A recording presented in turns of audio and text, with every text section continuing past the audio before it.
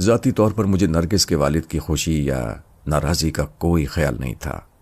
نرگس چونکہ دن بھر کی تھکی ماندی تھی، اس لیے رات کا کھانا کھاتے ہی سو گئی۔ میں نے حسب عادت بستر پر لیٹ کر کتاب کی وارک کردانی شروع کر دی۔ کبھی کبھار میں نظر گھما کر نرگس کو بھی دیکھ لیتا تھا، جس کے چہرے پر آج سوتے میں بھی بھرپور مسرت کے تاثرات اجاگر تھے۔ خاصی دیر تک میں کتاب کی ورک کردانی کرتا رہا۔ پھر اچانک مجھے انکا کا خیال آیا۔ انکا نے اب تک میرے ساتھ جو کچھ کیا تھا، اس کا ایک ایک نقش میرے ذہن میں محفوظ تھا۔ اس نے مجھے بے حساب دولت دی تھی، مجھے فرش سے اٹھا کر عرش تک پہنچا دیا تھا، میرے عیش و آرام کے لیے دنیا کا ہر سامان مہیا کیا تھا۔ اس نے میرے بڑا آدمی بننے کے اس خواب کو پورا کیا تھا جو میں ہوش سنبھلنے کے بعد سے برابر دیکھا کرتا تھا۔ اس کے باوجود اس سے شدید نفرت کرنے پر مجبور تھا۔ جہاں تک انکا کے پروسار وجود کو برقرار رکھنے کے لیے انسانی خون کی فراہمی کا سوال تھا، اس کے لیے میں نرگس سے شادی کے بعد تیار بھی ہو گیا تھا۔ لیکن انکا نے نرگس کو جن گھناؤنے حالات سے دوچار کیا تھا، وہ میرے لیے ناقابل برداشت تھا۔ میں نے اپنی نگاہوں سے بے گناہ اور معصوم نرگس کو انکا کی پراسرار قوتوں کے زیر اثر ایک غیر مرد کے ساتھ قابل اعتراض حالت میں دیکھا تھا۔ میں نے خون کے گھونٹ پی کر دل پر جبر کیا، لیکن انکا کی زیادتیاں اب بڑھتی جا رہی تھی۔ نرگس کے سلسلے میں نے اس سے غیر جانب کا کہا تھا۔ اس کے ناپاک وجود نے مجھے ایک ایسے حادثے سے دوچار کیا جس کی بدولت میرا ایک ہاتھ ضائع ہو گیا۔ گو انکا نے اپنی حیرت انگیز قوت کے ذریعے مجھے باعزت طور پر بری کرا دیا تھا، لیکن مجھے اس قابل نہیں چھوڑا تھا کہ میں باہر نکل کر لوگوں کو اپنی شکل دکھا سکوں۔ آئندہ وہ مجھے لنگڑا اور اندھا بھی کر سکتی تھی۔ میرا ذہن انکا کے خیالی تصور سے الجھتا رہا۔ میں نے طے کر لیا کہ اب جب کہ نرگس کے باپ نے اسے معاف کر دیا ہے اور وہ میری غیر موجودگی میں بھی اپنے باپ کے پاس رہ سکتی ہے، میں انکا کی زیادتیوں کا انتقام اس سے ضرور لوں گا، خواہ مجھے اس کے عوض اپنی زندگی سے ہاتھ کیوں نہ دھونے پڑے۔ میں نہ جانے کب تک اپنے خیالات میں گم رہا۔ پھر اچانک مجھے ایسا محسوس ہوا جیسے انکا میرے سر پر آ گئی ہو۔ میں نے عالم تصور میں اپنے بکھرے ہوئے بالوں پر نظر ڈالی تو میرے خون کی گردش تیز ہو گئی۔ انکا میرے سر پر دوبارہ آ گئی تھی۔ اس کے چہرے پر تھکن کے تاثرات موجود تھے۔ اس کی کمل جیسی آنکھوں میں پہلی بار میں نے تفکرات کی جھلکیاں دیکھی تھیں۔ وہ میرے سر پر چت لیٹی کسی گہری سوچ میں غرق تھی۔ اس نے اپنے دونوں ہاتھوں کا اپنا سر کے نیچے تکیہ بنا رکھا تھا اور خلا میں گھورے جا رہی تھی۔ کبھی کبھی وہ اپنے ہونٹ بھی کاٹنے لگتی۔ نہ جانے وہ اس وقت کس سوچ میں غرق تھی۔ میں نفرت بھری نظروں سے اس ننھی مگر خطرناک عورت کو گھورتا رہا جو حیرت انگیز قوتوں کی مالک تھی۔ مجھے اس کو تفکرات میں ڈوبا دیکھ کر تعجب ہوا۔ میں یہ سوچنے پر مجبور ہو گیا کہ وہ دنیا کی ہر ناممکن بات پلک چھپکنے میں ممکن بنا سکتی تھی، تو پھر یہ غور و فکر کس لیے؟ آخر وہ ایسی کون سی انہونی بات تھی جس نے انکا کو بھی سوچنے پر مجبور کر دیا تھا؟ آج سے قبل میں نے اسے کبھی اس طرح مضطرب نہیں محسوس کیا تھا۔ شاید وہ کسی اندرونی کرب سے دوچار تھی، مگر مجھے کیا پڑی تھی کہ اس کے بارے میں اتنا سوچتا۔ میں نے اپنی آنکھیں بند کر لیں اور سونے کی کوشش کرنے لگا، مگر عین اس عالم میں کہ غنودگی کی کیفیت میں تھا، انکا کے نوکیلے پنجوں کی چبھن اپنے سر پر محسوس کر کے میں نے ہڑ بڑھا کر آنکھیں کھول دیں۔ انکا سر پر کھڑی مجھے اپنی خونخوار نظروں سے دیکھ رہی تھی۔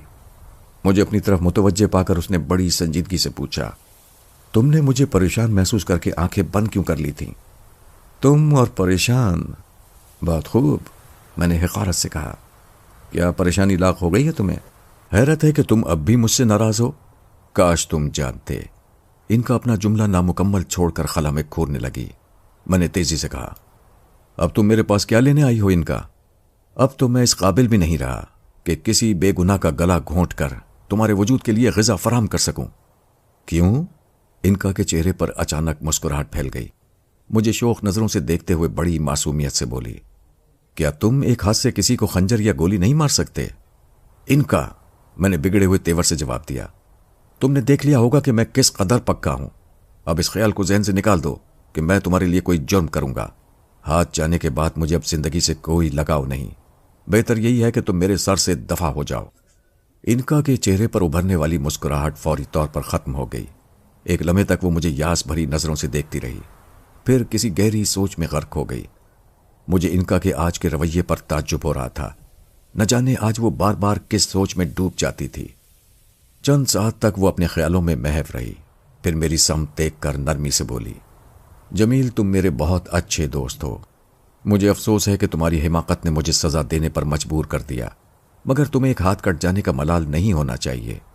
میں تمہارا ہاتھ ہوں، تم مجھے نرگس کی طرح اپنا کیوں نہیں سمجھتے؟ میں کسی موقع پر ضرور تمہارے ہاتھ کی کسر نکال دوں گی۔ دوستوں کے حساب ہمیشہ دل میں رہنے چاہیے۔ بس کرو ان کا، میں دانت پیس کر بولا، اگر کبھی وقت آیا تو میں تمہارے سارے حساب چکا دوں گا۔ تم وہی احسان فراموشی کی باتیں کر رہے ہو، انکا نے برہمی سے جواب دیا۔ مجھے اندازہ ہے کہ میری وجہ سے تمہیں اپنے ایک ہاتھ سے محروم ہونا پڑا، لیکن تمہیں یہ سزا دینی ضروری تھی۔ میرا خیال ہے کہ جب بھی تم میرے خلاف کوئی قدم اٹھاؤ گے، یہ ہاتھ تمہیں میری طاقت کا اندازہ دلاتا رہے گا۔ ہاتھ چلا گیا تو کیا ہوا؟ میں نے تمہیں اس کے مقابلے میں ایک بڑی مصیبت سے نجات نہیں دلائی؟ اگر میں انسپیکٹر کے سر پر مسلط ہو کر اسے تمہاری طرفداری پر نہ اکساتی تو کیا ہوتا؟ تم پوری زندگی جیل میں گزارنے پر مجبور ہو جاتے، تمہیں ایک ہاتھ سے چکی بھی پیسنی پڑتی۔ کیا میں نے تمہیں عمر قید سے نجات دلوا کر دوستی کا حق ادا نہیں کیا؟ تم نے نہیں دیکھا کہ میں نے تمہیں بچانے کے لیے واقعات کا کیسا تانا بانا بنا کہ عدالت بھی چکر کھا گئی؟ حالانکہ اس مقدمے پر اگر دوبارہ غور کر لیا جائے تو سچی بات پتہ چلنے میں کوئی دیر نہیں لگے گی۔ نرنجن لال کی موت، اس کے گھر والوں کی شہادتیں، اس رات اس کی مصروفیت وغیرہ کے بارے میں آسانی سے سچی معلومات فراہم کی جا سکتی تھی، مگر میں نے عدالت پر سحر طاری کر دیا تھا۔ تم میری وجہ سے بچ گئے۔ جہاں تم نے اتنے سارے احسانات کیے ہیں وہاں ایک احسان اور کرو، میں نے سرد لہجے میں کہا۔ یا تو مجھے ایک ہی بار موت کے منہ میں جھونک دو یا ہمیشہ کے لیے میرا پیچھا چھوڑ دو۔ نہیں جمیل، ایسی باتیں کیوں کرتے ہو؟ ابھی ہماری دوستی اتنی جلدی ختم نہیں ہو سکتی۔ ہاں، ایک وعدہ میں تم سے ضرور کر سکتی ہوں، اطمینان رکھو، آئندہ میں نرگس کے سلسلے میں کوئی ٹانگ نہیں اڑاؤں گی۔ تم یہی چاہتے ہو نا؟ میں نے اس بار انکا کی بات کا کوئی جواب نہیں دیا، خاموشی سے اس کے چہرے کو تکتا رہا اور اس بات کا اندازہ لگاتا رہا کہ اس کے رویے میں تبدیلی کیوں ہے اور اس کی باتوں میں کہاں تک صداقت ہے۔ تم نے میری بات کا کوئی جواب نہیں دیا جمیل، انکا نے آلتی پالتی مار کر میرے سر پر بیٹھتے ہوئے کہا۔ کیا تمہیں اس بات پر شبہ ہے کہ میں بعد میں اپنے وعدے سے مکر جاؤں گی؟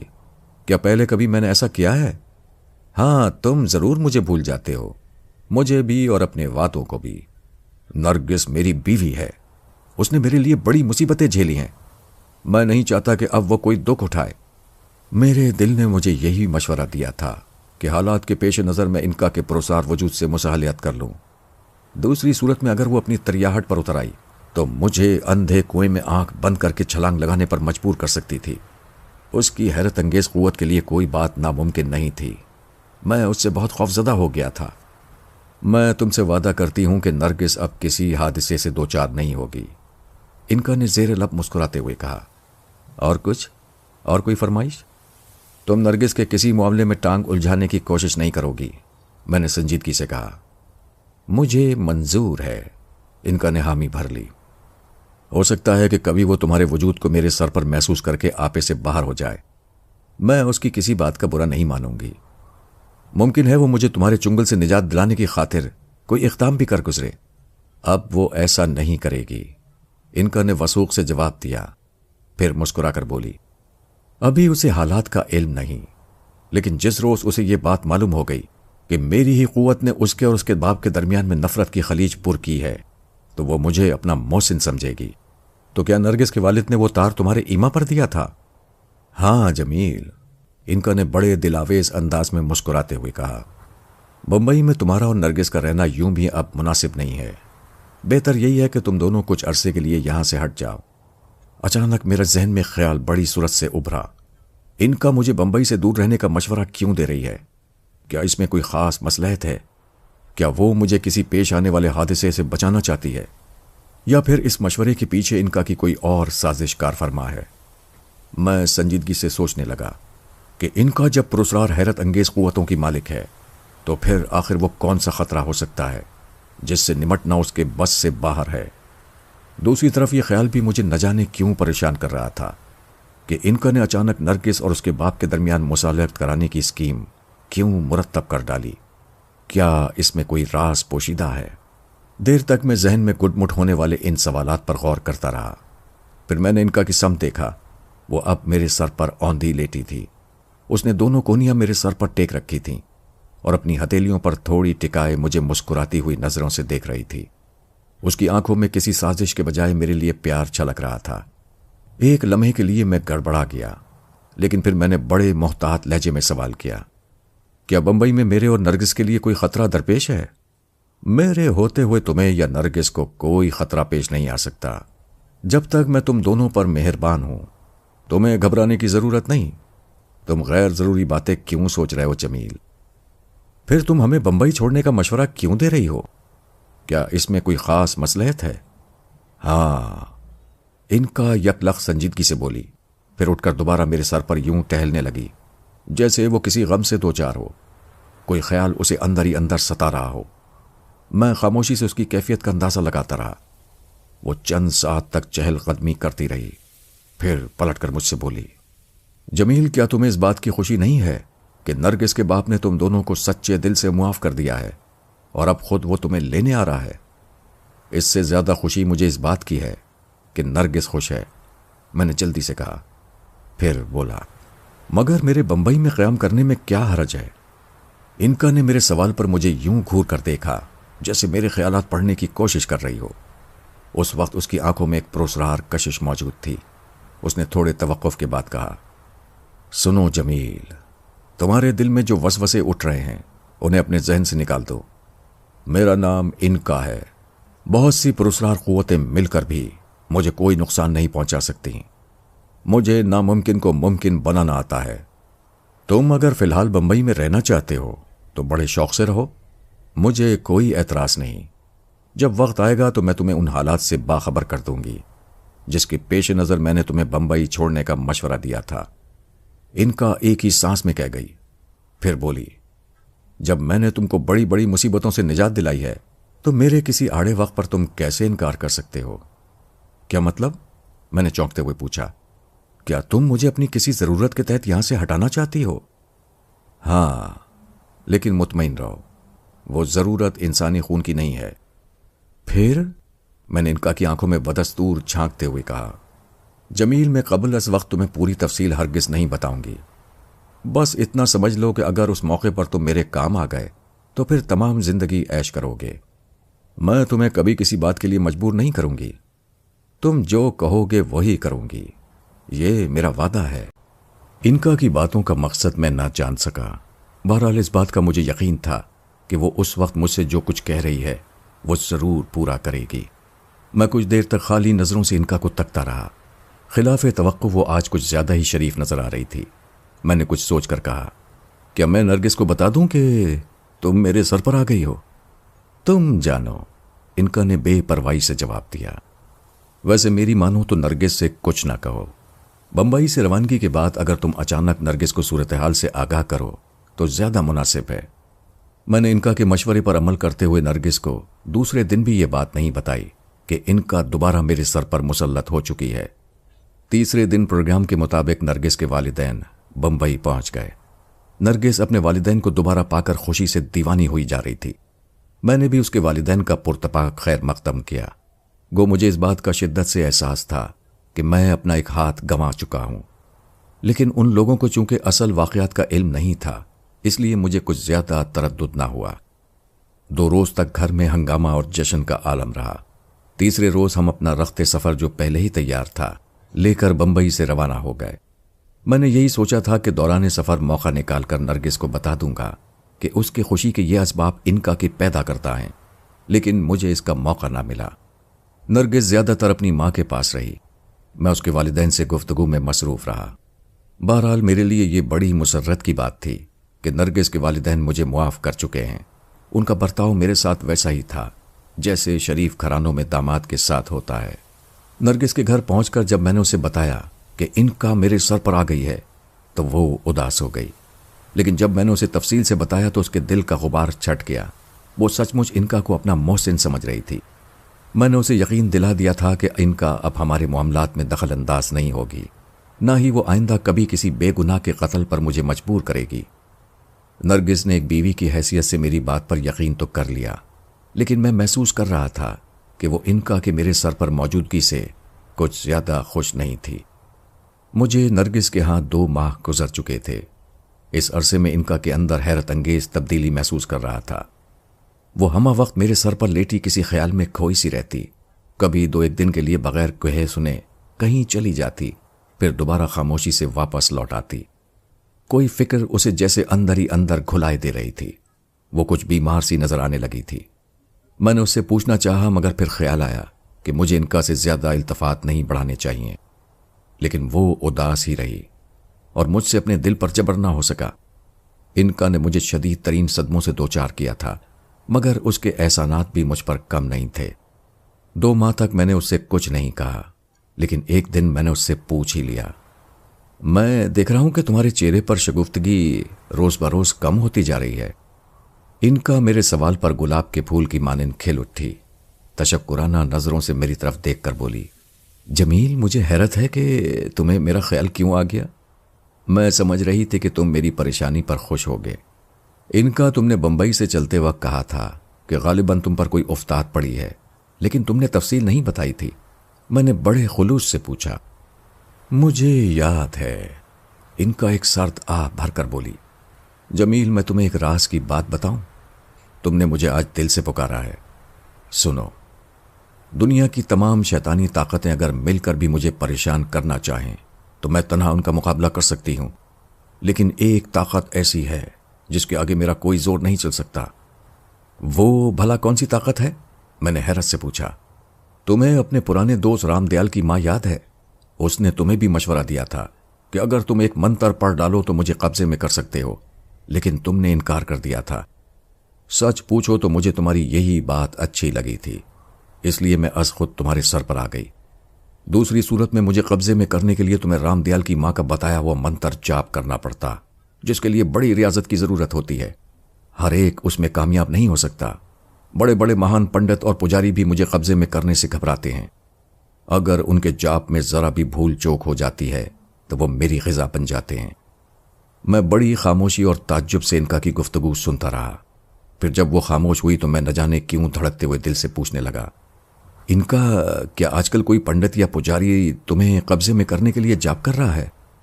ہاں، انکا نے سہمے ہوئے لہجے میں کہا۔ مجھے حاصل کرنے کے لیے اسے 101 دن تک اس منتر کا جاپ کرنا ہے، جس میں سے 70 سے زیادہ دن گزر چکے ہیں۔ ابھی تک اس سے کوئی بھول نہیں ہوئی؟ میں نے تیزی سے پوچھا۔ نہیں، انکا نے پرخیال انداز میں جواب دیا، پھر میری آنکھوں میں آنکھیں ڈال کر بولی، اتفاق ہی سمجھو جمیل، جو میں اس پنڈت کے اس خیال سے بر وقت آگاہ نہ ہو سکی کہ وہ مجھے قبضے میں کرنے کے خواب دیکھ رہا ہے۔ ان دنوں میں انسپیکٹر ساجد کے سر پر مسلط تھی۔ میں تمہیں اس حادثے کے الزام سے بچانے میں منہمک تھی۔ بس انہی دنوں وہ اپنے منڈل میں چلا گیا۔ کہ اب تم اس کا کچھ بگاڑ نہیں سکتی؟ جب تک وہ منڈل کے اندر ہے میں کچھ نہیں کر سکتی۔ ہاں، اگر اس سے کوئی بھول ہو جائے تو میں پلک جھپکتے میں اس کی سانسیں باہر نکال سکتی ہوں۔ اگر وہ اپنے مقصد میں کامیاب ہو گیا تو؟ میں نے قدرے بے چین ہو کر سوال کیا۔ اگر وہ کامیاب ہو گیا جمیل تو مجھے اس کا غلام بن جانا پڑے گا، اور پھر اس وقت تک اس کے ہر حکم کی بجا آوری میرا فرض ہوگا، جب تک وہ مر نہیں جاتا۔ انکا نے یہ جملہ کہتے وقت مجھے ایسی حسرت بھری نظروں سے دیکھا کہ میں تڑپ اٹھا۔ اس کی نظروں میں التجا تھی، ایک درخواست جسے میں رد نہ کر سکا۔ نہ جانے کیوں اب مجھے اس تصور سے ہی ہول آنے لگا تھا کہ انکا مجھ سے ہمیشہ کے لیے جدا ہو جائے گی۔ اس نے میرے لیے بے شمار قربانیاں دی تھیں، ان گنت احسانات کیے تھے، ایسی محبت جس کو میں کوئی نام نہیں دے سکتا، بس صرف محسوس کر سکتا تھا۔ اس وقت انکا کے سلسلے میں اس جذباتی کیفیت پر خود بھی حیران تھا۔ انکا جو عرصے سے میرے سر پر مسلط رہی تھی، اور اس نے مجھے دنیا کے تمام انسانوں سے علیحدہ ایک عجیب و غریب زندگی گزارنے پر مجبور کر دیا تھا۔ اب طویل رفاقت کے بعد مجھے اس سے ایک قلبی لگاؤ محسوس ہو رہا تھا۔ وہ مجھے اداس اور دلگیر نظر آ رہی تھی۔ میرا جی اسے سینے سے لگانے کو چاہا۔ اس کے جسم کے نشیب و فراز اپنے سر پر محسوس کرنے کے بعد پہلی بار مجھے احساس ہوا جیسے انکا کے جسم میں بڑی کشش ہو، جیسے میں نے اس کے حسین جسم کا استحصال نہ کر کے کوئی غلطی کی ہو۔ مجھے یہ بھی خیال ہو رہا تھا کہ اگر میں اس آڑے وقت میں انکا کے کام آ گیا اور اسے بچانے میں کامیاب ہو گیا تو پھر یقیناً وہ میری بے دام کنیز بن کر رہے گی۔ میں جو چاہوں گا وہ کروا لوں گا، انکا سے جو مانگوں گا وہ مجھے مل جائے گا۔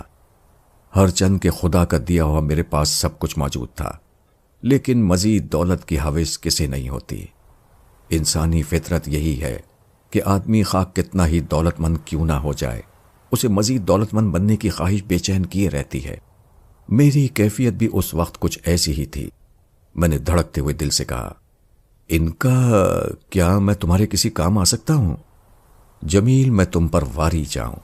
تم اس وقت جو سوچ رہے ہو، کاش تم پہلے سوچتے، کاش تم نے مجھے نرگس کی طرح محسوس کیا ہوتا۔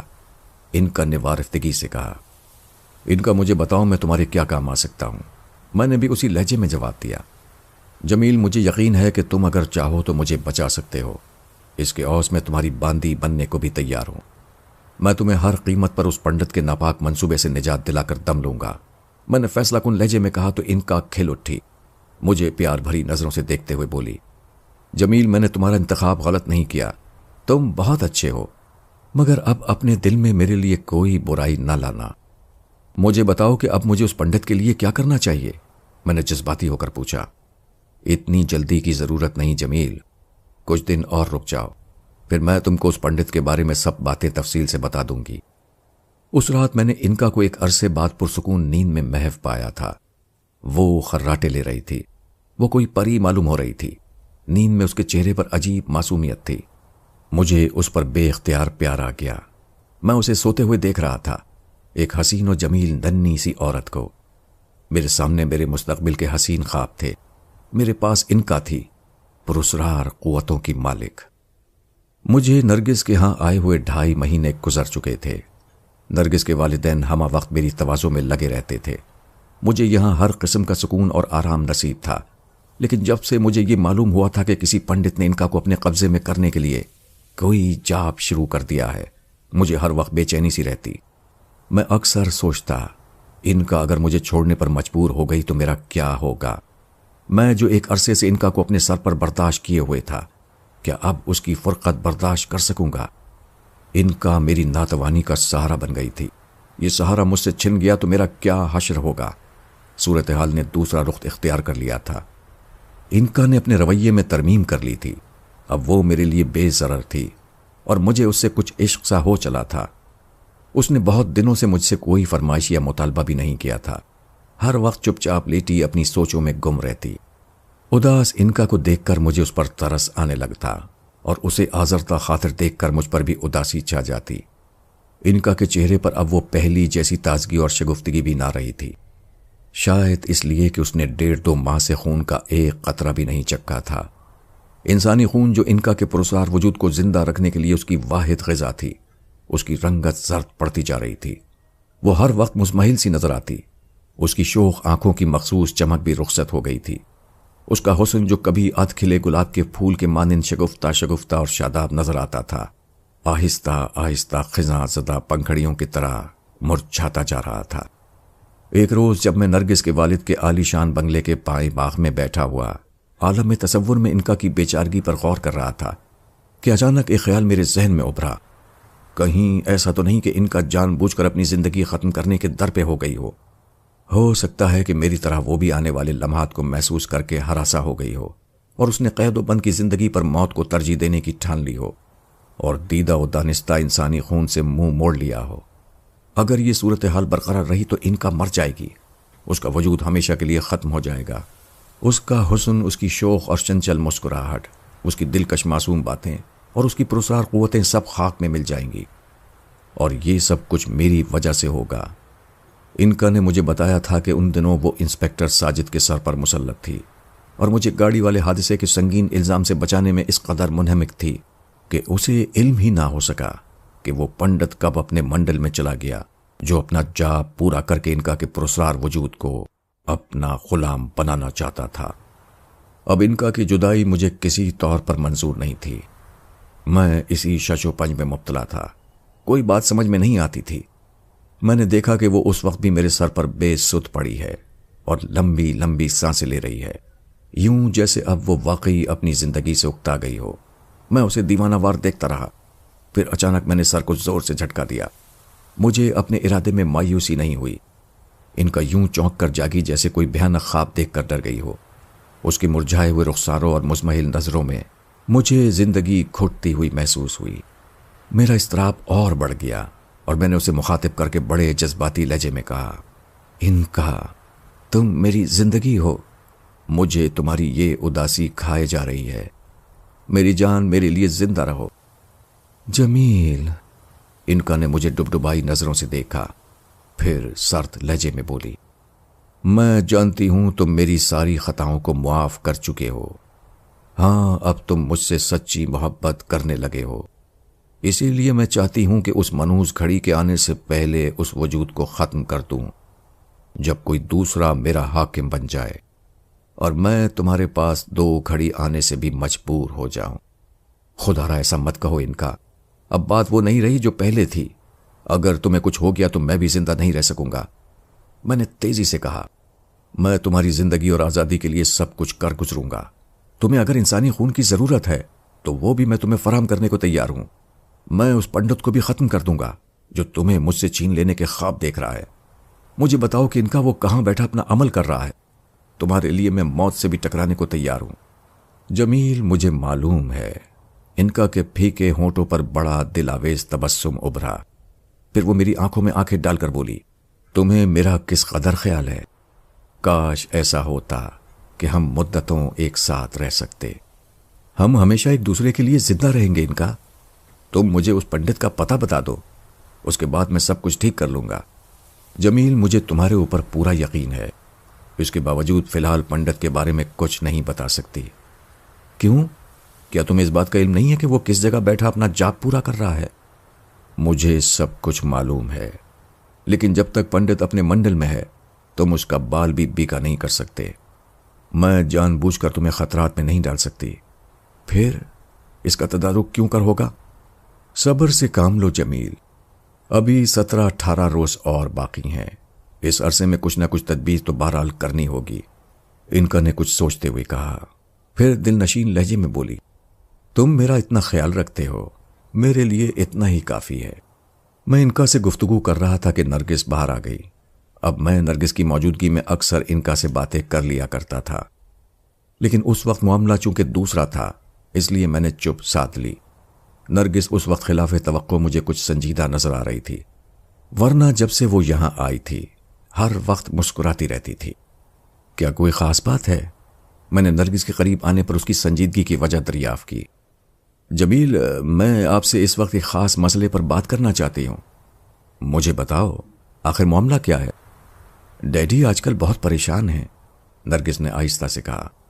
بہت دنوں سے وہ ایک ٹھیکے کے چکر میں پڑے ہوئے تھے، ہزاروں روپے ان افراد کو کھلا چکے ہیں جنہوں نے وعدہ کیا تھا کہ ٹینڈر ان کے نام کھولا جائے گا، لیکن اب کوئی دوسری پارٹی مقابلے پر آ گئی ہے۔ گویا تمہارے ڈیڈی کو یہ خسارہ منظور نہیں؟ یہ بات نہیں ہے، نرگس نے تیزی سے کہا۔ دراصل ڈیڈی اور اس پارٹی کے درمیان بہت دنوں سے کشمکش جاری ہے، اس لیے ڈیڈی نے اس معاملے کو اپنی عزت کا مسئلہ بنا لیا ہے۔ تم مجھ سے کیا چاہتی ہو؟ میں نے نرگس کا مفہوم نہ سمجھتے ہوئے دریافت کیا۔ کاروباری معاملات اور پھر نرگس کے والد کے اندرونی معاملات میں نے کبھی دخل نہیں دیا تھا، اس لیے میں فوری طور پر یہ نہ سمجھ سکا کہ نرگس اس سلسلے میں مجھ سے کیا چاہتی ہے۔ میرا جواب سن کر نرگس ایک لمحے کے لیے چپ رہی، پھر رازداری سے بولی، جمیل، یہ ڈیڈی کی عزت کا معاملہ ہے، اس لیے میں چاہتی ہوں کہ آپ انکا سے مدد کرنے کو کہیں۔ انکا جو اب تک خاموش بیٹھی میری اور نرگس کی گفتگو سن رہی تھی، ایک دم اٹھ کر کھڑی ہو گئی، پھر اس سے پیشتر کہ میں نرگس کی بات کا کوئی جواب دیتا۔ انکا نے سرگوشی کی، جمیل، میں معاملے کی تہہ تک پہنچ گئی ہوں۔ اصل معاملہ کیا ہے اس کا علم نرگس اور اس کے باپ کو بھی نہیں ہے۔ تم نرگس سے کہہ دو کہ ٹینڈر اسی کے والد کے نام کھلے گا۔ میں نے نرگس کو انکا کا جواب سنایا تو وہ خوشی سے کھل اٹھی۔ مجھے خدشہ ہوا کہ کہیں وہ قبل از وقت اپنے والد سے کچھ نہ کہہ دے، اس لیے میں نے اسے سمجھا دیا کہ فی الحال وہ انکا کے جواب کو راز میں رکھے اور اپنے والد سے صرف اتنا کہہ دے کہ میں اپنے ایک واقف کار کے ذریعے معاملات طے کرا دوں گا۔ نرگس پوری طرح مطمئن ہو کر چلی گئی۔ انکا نے مجھے تفصیل بتاتے ہوئے کہا، جس شخص نے تمہارے سسر سے رقمیں کھائی ہیں یہ سب اسی کی بدماشی ہے، دوسری پارٹی کو وہی شخص مقابلے پر لایا ہے۔ پھر اب تم کیا کرو گی؟ تم میرے دوست ہو جمیل، کچھ نہ کچھ تو کرنا پڑے گا، تمہیں صرف مجھے اس شخص کے گھر تک لے چلنا ہوگا۔ انکا نے آخری جملہ بڑی اداسی سے کہا، پھر ایک سرد آہ بھر کر بولی، میں تمہیں تکلیف نہ دیتی جمیل، لیکن نقاہت کی وجہ سے مجھ سے ہلا بھی نہیں جاتا۔ میں نے انکا کے خزاں زدہ چہرے کو دیکھا تو مجھے ایک دھچکا سا لگا۔ میں اس وقت چپ رہا۔ اسی رات کھانے سے فارغ ہو کر میں حسب معمول ٹہلنے کے بہانے باہر نکلا اور اس شخص کے گھر کی سمت چل پڑا جس نے نرگس کے والد سے ٹینڈر کے سلسلے میں دھوکے بازی کی تھی۔ انکا میری رہبری کر رہی تھی۔ وہ ایک خوبصورت بنگلہ نما مکان تھا۔ انکا کے کہنے پر میں بے دھڑک مکان کے اندر داخل ہو گیا۔ انکا نے مجھے بتایا کہ مطلوبہ شخص اس وقت گھر پر رہتا ہے اور اس کے بیوی بچے کسی تقریب میں گئے ہوئے ہیں۔ میں نے دروازے پر پہنچ کر گھنٹی بجائی تو ایک ناٹے قد اور دوہرے بدن کا آدمی باہر نکلا۔ اس وقت وہ ریشمی ڈریسنگ گاؤن میں ملبوس تھا، چہرے سے انتہائی مکار نظر آ رہا تھا۔ مجھے دیکھ کر بڑے خشک لہجے میں بولا، کون ہو تم اور اتنی رات گئے یہاں کس لیے آئے ہو؟ میں نے اسے سر تپا گھور کر ایک نظر دیکھا۔ محترم، میں ایک خاص ضرورت کے سلسلے میں حاضر ہوا ہوں۔ بات تفصیل طلب ہے، اس لیے کہ آپ مجھ سے بیٹھنے کو بھی نہیں کہیں گے۔ کس سلسلے میں گفتگو کرنا چاہتے ہو؟ مسٹر اصفہانی کے ٹینڈر کے سلسلے میں نے قدرے ناگوار انداز میں جواب دیا۔ گیٹ آؤٹ، وہ شدید نفرت سے بولا۔ میں اصفہانی کے سلسلے میں، لیکن قبل اس کے کہ وہ اپنا جملہ مکمل کرتا، باقی کام میں نے اس طرح انجام دیا جیسے کوئی کمپیوٹر اپنے فرائض انجام دیتا ہے۔ میں اس کمپیوٹر کی طرح جس کا بٹن انکا کے ہاتھ میں تھا تیزی سے اپنا کام کرنے لگا۔ میں نے اسے سنبھلنے کا موقع ہی نہیں دیا۔ دوسرے ہی لمحے میں نے اس کی چھاتی پر سوار ہو کر اس کی گردن پر اپنی گرفت جمائی اور اپنے اکلوتے ہاتھ کے حلقے کو تنگ کرتا چلا گیا۔ کچھ دیر تک وہ ماہی بے آب کی طرح میرے جسم کے بوجھ تلے تڑپتا رہا، پھر ہاتھ پاؤں ڈھیلے چھوڑ دیے۔ اس کی حلقوں سے ابلی ہوئی خوفناک آنکھیں اس بات کی غمازی کر رہی تھیں کہ اب وہ ایک دو گھڑی کا مہمان ہے۔ اس کی سانس اکھڑ چکی تھی۔ میں نے اسے عالم وحشت اور کیفیت غضب میں ایک بار پھر زر پہنچائی، لیکن پھر اس خیال سے کہ میں اس وقت بہت نازک صورتحال سے دوچار ہو چکا ہوں، پکڑا بھی جا سکتا ہوں، میرا دل دھڑکنے لگا۔ میں بوکھلا کر واپسی کے ارادے سے پلٹ آئی تھا کہ انکا کی سرگوشی میرے کان سے ٹکرائی۔ جمیل، وہ مر رہا ہے، مرنے سے پہلے نہ جاؤ، میرے لیے ایک ٹھوکر مار کر اس کا سر پھاڑ دو، اس کا کام بھی تمام ہو جائے گا اور میں تمہاری خاطر اپنے وجود کو برقرار رکھ سکوں گی۔ انکا کی آواز آئی تو میرے اوزان درست ہوئے۔ مجھے خیال ہوا کہ شاید میں نے انکا کی محبت میں لاشعوری طور پر یہ سب کچھ کیا ہے۔ میں نے نفرت سے ایک بھرپور ٹھوکر جاں بلب شخص کے سر پر ماری، خون کی دھار پھوٹ پڑی۔ اس کے بعد میں نے انکا کو سرشار نظروں سے دیکھا جو میرے سر پر کھڑی اپنی زبان ہونٹوں پر پھیر رہی تھی۔ تازہ اور گاڑھا گاڑھا خون دیکھ کر اس کی آنکھیں چمک رہی تھیں۔ وہ کہنے لگی، جمیل، اب تم یہاں سے فوراً کھسک لو ورنہ پکڑے جاؤ گے۔ سیدھے گھر جانا، کیا سمجھے؟ لیکن اس کے بیوی بچوں کا کیا بنے گا؟ میں نے ڈرتے ڈرتے پوچھا۔ ان کی فکر مت کرو، میں ابھی زندہ ہوں۔ مردہ شخص پر ایک نظر ڈال کر واپسی کے ارادے سے میں گھوما تو انکا نے مجھے پھر مخاطب کر کے کہا، سنو جمیل، تم گھر جاتے وہ اس ٹھیکیدار کو فون کر کے یہاں پہنچنے کی ہدایت کر دو جس نے تمہارے سسر کے معاملے میں ٹانگ پھنسانے کی کوشش کی تھی۔ باقی کام میں کر لوں گی، تمہیں پریشان ہونے کی ضرورت نہیں۔ میں انکا کی ہدایت ذہن نشین کرتا ہوا باہر آ گیا۔ راستے میں ایک بوتھ سے میں نے دوسرے ٹھیکیدار کے نمبر پر فون کر کے اسے بدلی ہوئی آواز میں مقتول کے گھر پہنچنے کی ہدایت کی، پھر سیدھا گھر آ گیا۔ نرگس اپنے والد اور والدہ کے ساتھ دوسرے کمرے میں موجود تھی، چنانچہ میں خاموشی سے اپنی خوابگاہ میں جا کر لیٹ رہا۔ میرا خیال تھا کہ نرگس آئے گی تو اسے حالات سے مطلع کر دوں گا، لیکن نہ جانے کب میری آنکھ لگ گئی اور میں دنیا و ما فیہا سے بے خبر ہو گیا۔ صبح اس وقت میری آنکھ کھلی جب نرگس نے مجھے جھنجھوڑ کر بیدار کیا۔ اس کے چہرے پر تشویش اور فکر کے تاثرات نظر آ رہے تھے۔ ہاتھ میں تازہ اخبار لیے وہ مجھے عجیب سراسیمہ نظروں سے دیکھ رہی تھی۔ رات جو کچھ ہوا تھا میں اسے یکسر فراموش کر چکا تھا۔ یوں بھی مجھے جس انداز میں جگایا گیا تھا اس نے میری تمام تر توجہ نرگس کی طرف کر دی تھی۔ میں نے حیران ہو کر پوچھا، کیا بات ہے؟ تم کچھ پریشان نظر آ رہی ہو؟ پہلے یہ بتائیے جمیل کہ انکا اس وقت آپ کے سر پر موجود ہے یا نہیں؟ نرگس نے انکا کا حوالہ دیا تو رات والا حادثہ مجھے یاد آ گیا۔ میرا دل چاہا کہ نرگس کو واقعات سے باخبر کر دوں، لیکن دوسرے ہی لمحے مجھے گمان ہوا ممکن ہے کہ وہ پریشان ہو جائے۔ میں نے اپنا ارادہ تبدیل کر دیا۔ عالم تصور میں سر کی جانب دیکھا تو انکا کو محو خواب پایا۔ اس کے چہرے پر اب زندگی رقصاں تھی، سوکھے مرجھائے ہوئے گالوں پر سرخی موجود تھی۔ یقیناً یہ تمام علامتیں اس بات کا ثبوت تھیں کہ رات اس نے اپنے وجود کو انسانی خون سے جی بھر کر سیراب کیا ہے۔ انکا کے چہرے پر مسرتیں دیکھ کر مجھے نہ جانے کیوں ایک عجیب روحانی خوشی کا احساس ہوا، لیکن میں نے اسے اپنے چہرے سے عیان نہ ہونے دیا۔ بدستور اپنے تجسس کو برقرار رکھتے ہوئے کہا، انکا تو موجود ہے، لیکن آخر بات کیا ہے؟ تم اس قدر پریشان کیوں نظر آ رہی ہو؟ جمیل، جس شخص نے ڈیڈی سے لمبی لمبی رقمیں کھائی تھیں اور جس ٹھیکیدار نے ٹینڈر کے سلسلے میں درمیان میں حائل ہونے کی کوشش کی تھی، وہ دونوں حیرت انگیز طور پر حادثے کا شکار ہو گئے۔ یہ دیکھو۔ نرگس نے اخبار میرے سامنے کر دیا۔ میں نے اخبار نرگس کے ہاتھوں سے لے کر پڑھنا شروع کر دیا۔ پہلے ہی صفحے پر سرخیوں کے ساتھ قاتل اور مقتول کے بارے میں پوری تفصیل درج تھی۔ پولیس رپورٹ کے مطابق ٹھیکیدار کو رنگے ہاتھوں جائے وقوع سے گرفتار کیا گیا تھا۔ قاتل کا بیان بہت صاف تھا۔ اس نے پولیس کو یہی بیان دیا تھا کہ مقتول نے اسے ٹھیکہ دلانے کے بہانے بڑی بڑی رقمیں کھائیں، پھر بعد میں منکر ہو گیا۔ اس نے طیش میں آ کر اسے ہلاک کر دیا۔ کیس بظاہر بالکل صاف تھا، لیکن پولیس کے حلقوں میں یہ بات موضوع بحث بنی ہوئی تھی کہ مقتول کے جسم کا سارا خون کیوں کر غائب ہو گیا۔ ٹھیکیدار نے ضمن میں لا علمی کا اظہار کیا تھا۔ اخبار پڑھ کر میں نے نرگس کی طرف دیکھا، جو مجھے اب بھی حیرت آمیز نظروں سے دیکھ رہی تھی۔ مجھے اپنی طرف متوجہ پا کر اس نے تیزی سے کہا، جمیل، کیا آپ کو اس واردات میں انکا کا ہاتھ نظر نہیں آ رہا ہے؟ مجھے کچھ نہیں معلوم، بہرحال اب تمہارے ڈیڈی کے لیے میدان صاف ہو گیا ہے۔ میں نے بات کا رخ بدلتے ہوئے پوچھا، ان کا کیا خیال ہے اس بارے میں؟ ڈیڈی نے اپنی رائے کا اظہار نہیں کیا، مگر میرا اندازہ یہی ہے کہ آج کا اخبار پڑھ کر انہیں خوشی ہوئی ہے۔ یقیناً ہوئی ہوگی، میں نے کہا۔ دنیا کا عجب دستور ہے نرگس، ایک کا غم دوسرے کی خوشی کا سبب بنتا ہے۔ اگر ایسا نہ ہو تو دنیا کا کوئی انسان کبھی ہنستا بولتا نظر نہ آئے۔ آپ کا کہنا ٹھیک ہے، لیکن مجھے اس خبر کو پڑھ کر دکھ ہوا ہے۔ میں اس حد تک نہیں جانا چاہتی تھی کہ بات پڑھے۔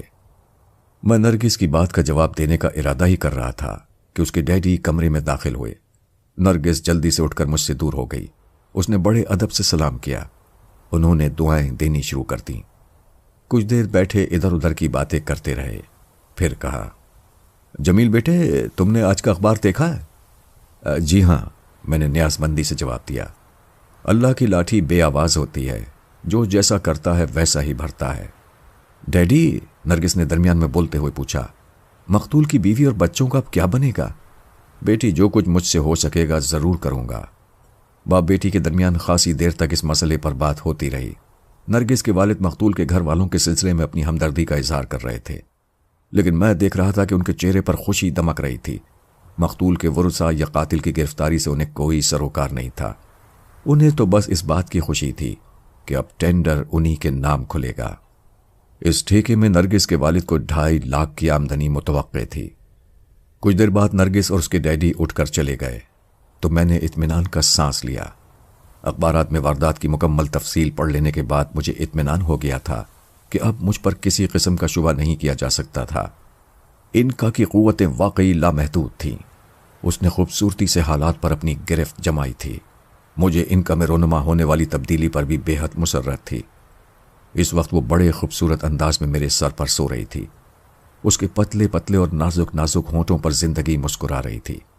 جن رخساروں پر کل تک خزاں کا تسلط تھا، وہاں اب شفق کی سرخی پھیلی نظر آ رہی تھی۔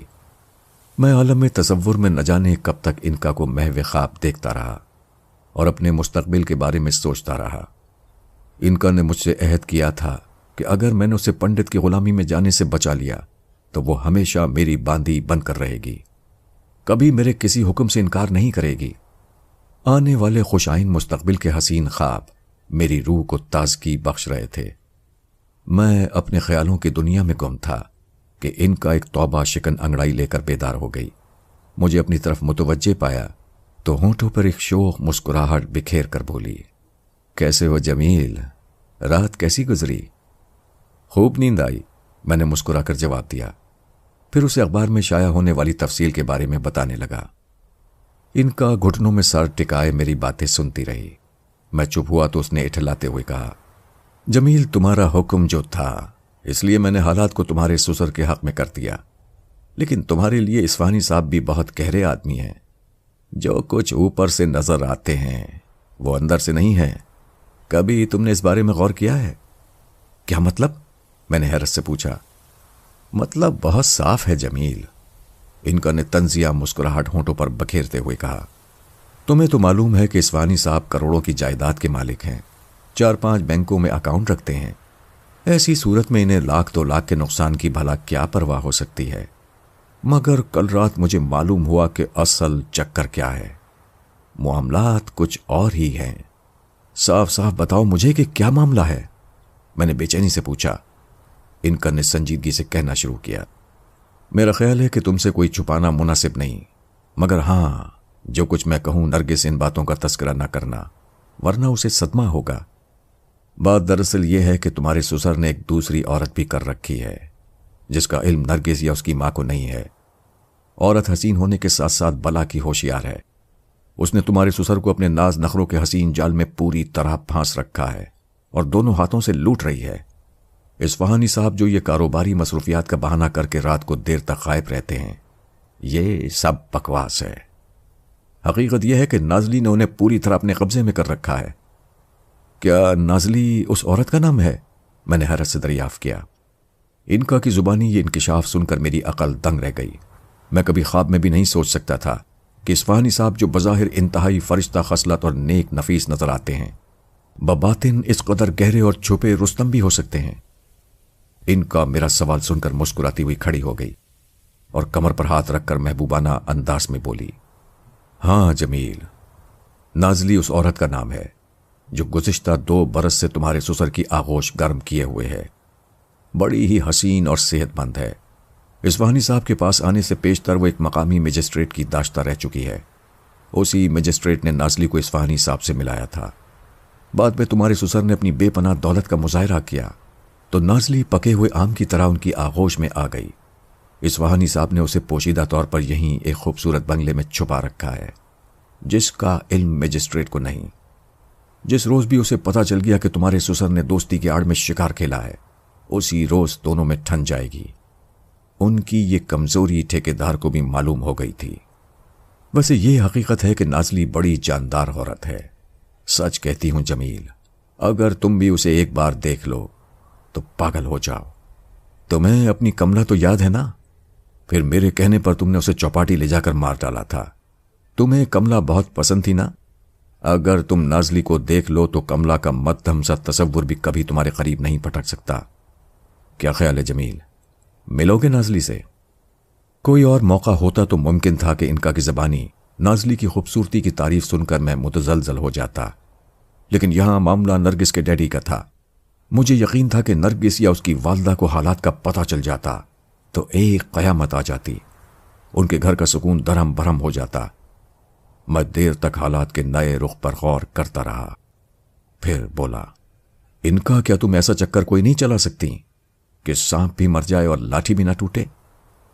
تم کوئی بات کہو اور میں نہ مانوں، بھلا یہ کیسے ممکن ہے؟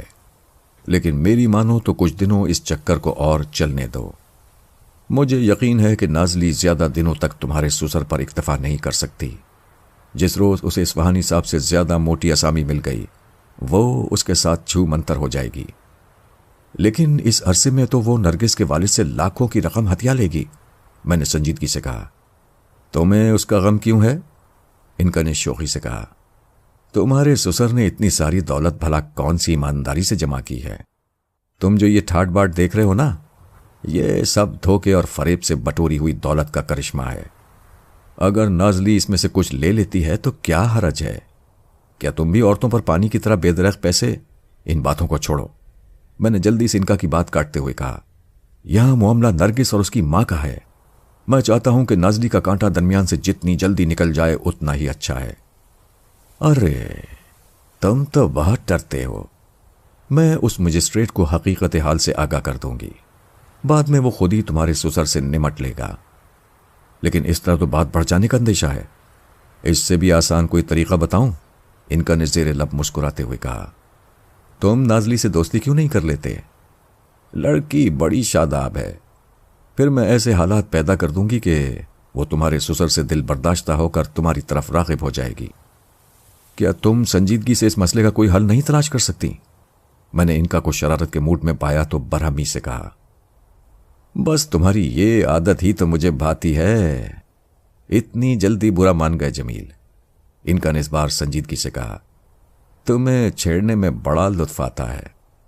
یہ دل لگی کی بات نہیں ہے انکا، بلکہ نرگس کی ماں کے مستقبل اور اس کے گھر کے سکون کا سوال ہے۔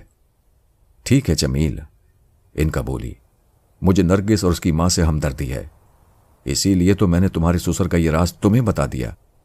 تم اگر چاہو تو میں نازلی کا چکر ختم کرا سکتی ہوں، لیکن کیا یہ مناسب نہ ہوگا کہ تمہارے سسر کو اپنے کیے کی تھوڑی بہت سزا بھی مل جائے؟ اس طرح وہ آئندہ اپنی بیوی کی حق تلفی کبھی نہیں کر سکیں گے۔ نہیں، یہ مناسب نہیں۔ کوئی ایسی تدبیر کرو کہ سب کچھ آسانی سے ختم ہو جائے۔ اگر یہ تمہارا حکم ہے تو میں ایسا ہی کروں گی، لیکن مجھے اتنی اجازت تو دے دو کہ میں کم از کم تمہارے سسر کو ڈرا ضرور دوں۔ کچھ احساس شرمندگی تو ہونے دو انہیں۔ یقین کرو میں انہیں کوئی نقصان نہیں پہنچاؤں گی، نہ ہی کسی کو اصل حالات کا علم ہو سکے گا۔ میں تمہیں اس کی اجازت بھی اس شرط پر دے رہا ہوں کہ بات بڑھ ہی نہ جائے۔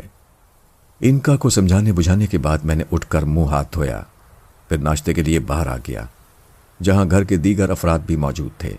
نرگس ہنوز صبح والی اطلاع سے کچھ اداس نظر آ رہی تھی۔ اس کی ماں کا چہرہ سپاٹ تھا، لیکن میرے سسر کے چہرے پر اس وقت بھی خوشی کے تاثرات چھلک رہے تھے۔ انکا کی فراہم کردہ اطلاعات کی روشنی میں اپنے سسر کو میں نے بغور دیکھا۔ نہ جانے کیوں مجھے ایسا محسوس ہوا جیسے وہ بے حد گہرا آدمی ہے۔ بہرحال میں نے جیسے تیسے ناشتہ کیا، پھر اٹھ کر دوبارہ اپنے کمرے میں آ گیا۔ تھوڑی دیر بعد نرگس بھی آ گئی۔ آتے ہی اس نے پھر مجھ سے اخبار والی اطلاع کے سلسلے میں جرا کرنی شروع کر دی۔ جمیل، کیا آپ نے انکا سے اس سلسلے میں دریافت کیا؟ ہاں، میں نے جھوٹ بولا، اسے اس ضمن میں کچھ نہیں معلوم۔ مجھے رہ رہ کر مقتول کی بیوی بچوں کا خیال ستا رہا تھا، نہ جانے ان بیچاروں کا کیا ہوگا۔ میرا خیال ہے کہ تمہارے ڈیڈی ان کی ضرور مدد کریں گے۔ دولت سے کیا ہوگا، وہ دوبارہ زندہ تو نہیں ہو سکے گا۔ نرگس ابھی تک پریشان نظر آ رہی تھی۔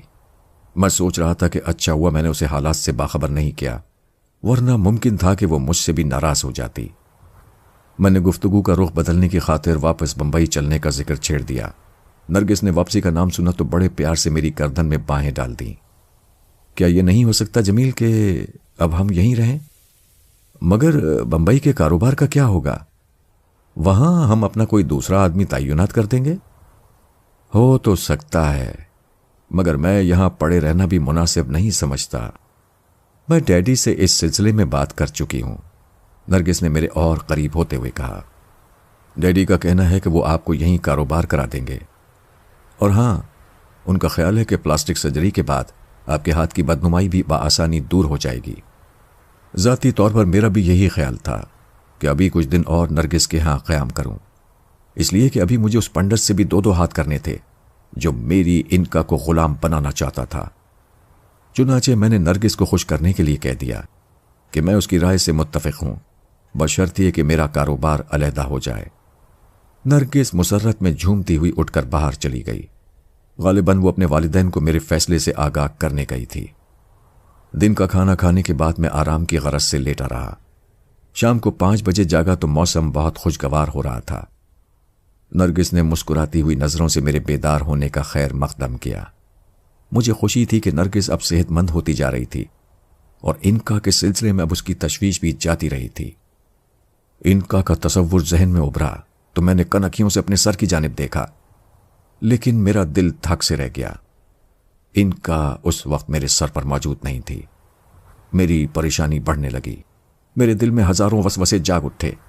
عام حالات میں اگر وہ غیر موجود ہوتی تو مجھے اتنی فکر لاحق نہ ہوتی، لیکن موجودہ صورتحال میرے لیے بے حد پریشان کن تھی۔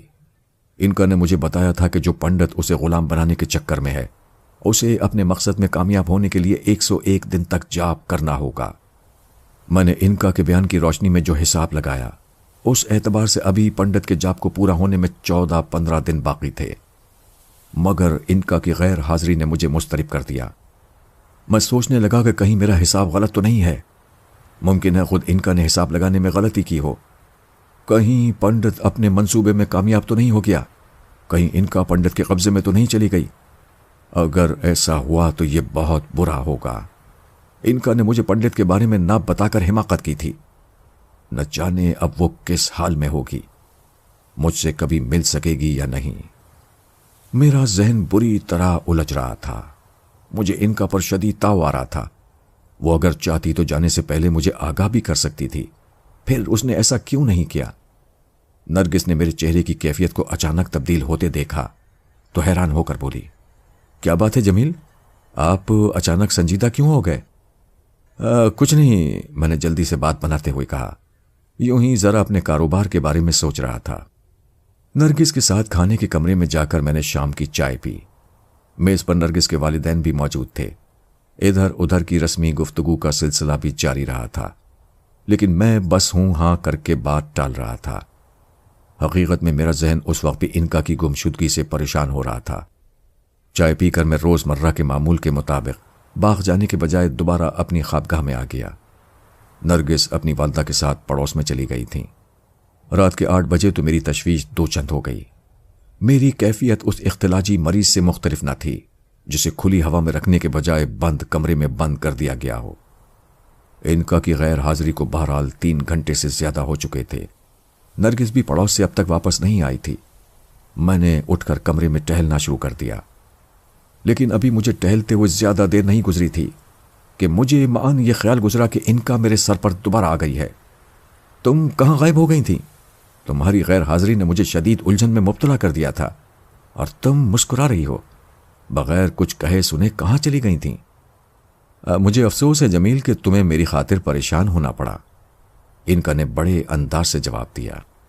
پھر اپنے کانوں کو چھو کر کہا، لو، وعدہ کرتی ہوں آئندہ تم سے کہے بغیر کہیں نہیں جاؤں گی۔ مگر تم اب تک کہاں تھیں؟ میں نے قدرے نرمی سے دریافت کیا۔ میں ذرا نازلی کے سر پر چلی گئی تھی اور اب پھر جا رہی ہوں۔ تمہاری پریشانی کے خیال سے واپس آ گئی تھی۔ تم نے ابھی تک مجھے اس پنڈت کے بارے میں کچھ نہیں بتایا۔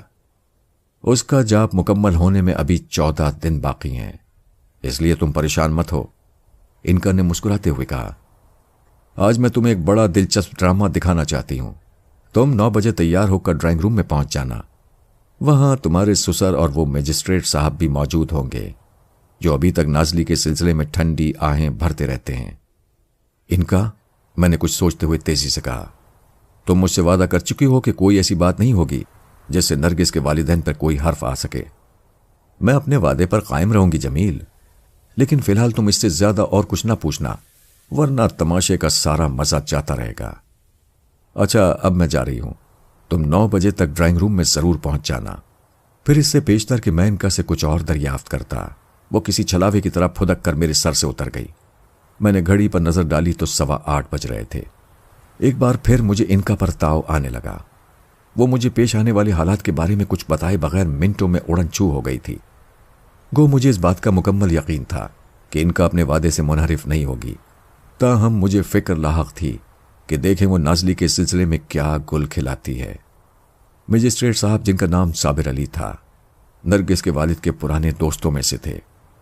اکثر وہ میرے سسر سے ملنے آتے رہتے تھے، لیکن یہ بات شاید ان کے فرشتوں کو بھی نہیں معلوم تھی کہ اصفہانی صاحب نے دوستی اور دولت کی آڑ لے کر ان کی منظور نظر نازلی بیگم کو اپنے قبضے میں کر رکھا ہے۔ آدھے گھنٹے تک میں اپنی خوابگاہ میں ہی رہا، پھر کپڑے تبدیل کر کے ڈرائنگ روم میں آ گیا، جہاں میرے سسر اور نرگس کے علاوہ صابر علی بھی براجمان تھے۔ میں نے دل پر جبر کر کے انہیں سلام کیا، پھر نرگس کے برابر والے صوفے پر بیٹھ گیا۔ صابر علی دھواں دھار تقریر میں مصروف تھے کہ گھڑیال نے 9 بجائے۔ ٹھیک اسی وقت باہر کسی گاڑی کے رکنے کی آواز سن کر نہ جانے کیوں میرا دل دھڑکنے لگا۔ باہر کوئی مہمان آیا ہے شاید، میری ساس نے کہا۔ میں دیکھتی ہوں جا کر، نرگس یہ کہتے ہوئے اٹھی ہی تھی کہ مجھے ڈرائنگ روم کے دروازے پر ایک حسین عورت نظر آئی۔ میں چند لمحوں کے لیے اس حسین کی رانائیوں میں گم ہو کر رہ گیا۔ پھر جو میں نے نظر گھما کر اپنے سسر اور صابر علی کے چہرے پر نظر ڈالی، دونوں کے چہرے دھواں ہو رہے تھے۔ نرگس اور اس کی والدہ بھی دروازے پر کھڑی ہوئی آنے والی عورت کو تعجب خیز نگاہوں سے دیکھ رہی تھی۔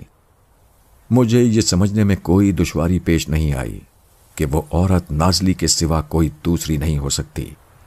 दरवाजे के बीच खड़ी वो साबिर अली को खूंखार नजरों से घूरे जा रही थी। फरमाइए बहन, आपको किससे मिलना है? मेरी सास ने सोफे से उठते हुए बड़े मुहज्जिब लहजे में पूछा, लेकिन उसका जवाब जिस गैर मुहज्जिब अंदाज में मिला वो मेरे लिए भी गैर मुतवक्के था। शट अप, मैं तुमसे बात करना अपनी तौहीन समझती हूं, नाज़लीन ने मेरी सास से कहा। फिर दोबारा साबिर अली को खूंखार नजरों से देखने लगी, जिनकी गंजी टांट पर पसीने के बेशुमार कतरे रोशनी में चमकते नजर आ रहे थे। मैंने अपने ससुर की तरफ देखा, उनकी हालत भी गैर हो रही थी, चेहरे पर हवाइयां उड़ रही थी। नरगिस हैरान थी कि वो औरत है कौन। एक बार नाज़लीन ने मेरे ससुर की तरफ देखा तो उन्होंने इस तरह हाथ जोड़ लिए जैसे ये कहना चाह रहे हों, नाज़ली तुम्हें खुदा का वास्ता मेरी इज्जत का ख्याल रखना। मैं इस सिचुएशन पर दिल ही दिल में हंस रहा था कि नाज़लीन ने बिगड़े हुए तेवर से साबिर अली को मुखातिब किया। नदीदों की तरह आंखें फाड़कर मेरी सूरत क्या देख रहे हो धोखेबाज? मुझे पता चल गया है कि आजकल तू सुल्ताना के चक्कर में है, इसीलिए तूने मुझे ठुकरा दिया है। लेकिन मेरा नाम भी नाज़ली है, तेरा अभी तक गैरतदार औरतों से वास्ता नहीं पड़ा। मैं तुझे बताऊंगी कि गैरत क्या चीज होती है। क्या मतलब? मैं नहीं जानता कि तो तुम कौन हो? साबिर अली ने हकलाते हुए जवाब दिया। उनकी हालत देखने के काबिल थी। खातून, मेरा ख्याल है कि आप किसी गलत जगह तशरीफ ले आई हैं। मेरे ससुर ने सहमे हुए लहजे में नाज़ली को मुखातिब किया। उसके दोनों हाथ अब भी एक दूसरे से चिपके हुए थे। अंदाज ऐसा ही था जैसे वो हाथ जोड़कर नाज़ली से अपनी इज्जत का भरम कायम रखने की इल्तिजा कर रहे हों।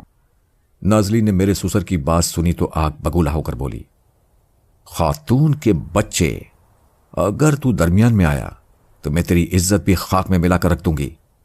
बेहतर है कि अपनी जबान बंद रख। क्या तेरे पास भी कुछ कहने को है? मेरे ससुर नाज़ली का जवाब सुनकर भीगी बिल्ली की तरह अपनी जगह दुबक कर रह गए। साबिर अली बदस्तूर बगले झांक रहा था। नरगिस और उसकी मां पर तो जैसे हैरतों के पहाड़ टूट पड़े थे। दोनों अपनी अपनी जगह दम बखुद नजर आ रही थी।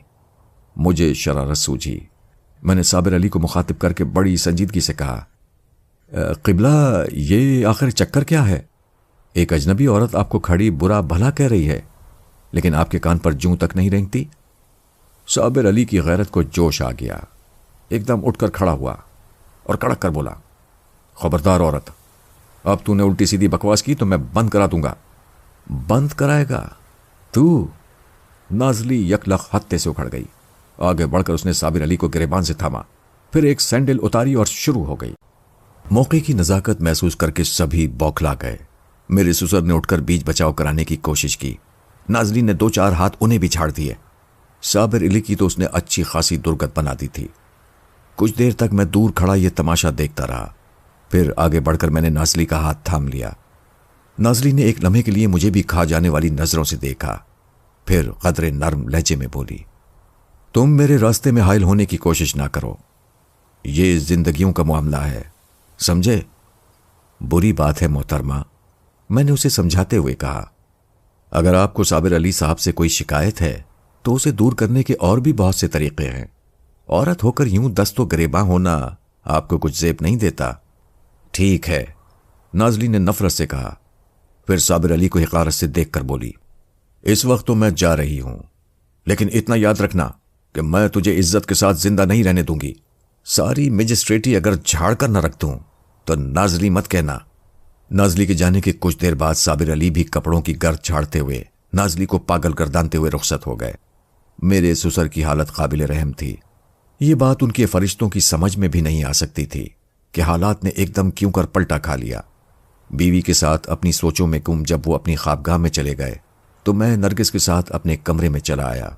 मेरा दिल चाह रहा था कि खूब जोर जोर से हलक फाड़ कर हंसूं, लेकिन नरगिस के ख्याल से खामोश रहा। दूसरी सुबह मेरी आंख खुली तो इनका मेरे सर पर मौजूद थी। नरगिस कमरे में नहीं थी, इसलिए मैंने इनका को मुखातिब करते हुए पूछा, नाज़ली को तुमने कहाँ छोड़ा? मेरा मतलब है कि क्या वो अब होश में आ जाने के बाद मेरे ससुर से अपने ताल्लुकात खत्म कर लेगी? हाँ, मैंने उसके जहन में ये बात अच्छी तरह बिठा दी है कि इस्फहानी साहब उसे किसी लंबे चक्कर में फंसवा देना चाहते हैं, लिहाजा उनसे दूर ही रहना चाहिए। कहीं साबिर अली उसे परेशान न करे। मैंने कहा, एक मजिस्ट्रेट की हैसियत से अगर वो चाहे तो नाज़ली को सैकड़ों उल्टे सीधे इल्जामात में मुलव्विस करा सकता है। जमील, انکا نے اس بات پر مجھے شوق نظروں سے گھورتے ہوئے معنی خیز لہجے میں پوچھا، آخر تمہیں نازلی سے اچانک اتنی ہمدردی کیسے پیدا ہو گئی؟ مجھے تو دال میں کچھ کالا نظر آ رہا ہے۔ تمہارا اندازہ غلط نہیں ہے۔ میں نے دل کے ہاتھوں مجبور ہو کر بڑی صاف گوئی کا مظاہرہ کیا۔ میرا جی چاہتا ہے کہ ایک بار تنہائی میں نازلی سے ملا جائے۔ کیا تم میری خاطر اسے ہموار کر سکتی ہو؟ کیوں نہیں، آج رات ہی میرے ساتھ چلو۔ نرگس مجھے ناشتے کے لیے بلانے آ گئی، اس لیے میں خاموشی سے اٹھ کر اس کے ساتھ چلا گیا۔ نازلی کے تصور ہی سے میرا دل خوشی سے جھوم اٹھا۔ دن بھر نازلی کے حسین خیالوں میں گم رہا۔ رات آئی تو میں نے کپڑے تبدیل کیے اور جیب میں نوٹوں کی گڈیاں بھر کر نازلی سے ملنے روانہ ہو گیا۔ انکا میری بے چینی دیکھ دیکھ کر مسکرا رہی تھی اور مجھے راستے بھر چھیڑتی رہی۔ میری توقع کے خلاف نازلی نے بڑے تپاک سے میرا خیر مقدم کیا۔ نازلی مسکرا کر مجھے اپنے ڈرائنگ روم میں لے گئی۔ میں نے کہا، جب سے میں نے تمہیں دیکھا ہے اپنے قابو سے باہر ہوں۔ مجھے ساری بات معلوم ہے، لیکن میں تمہارے لیے اپنی ساری دولت قربان کر سکتا ہوں۔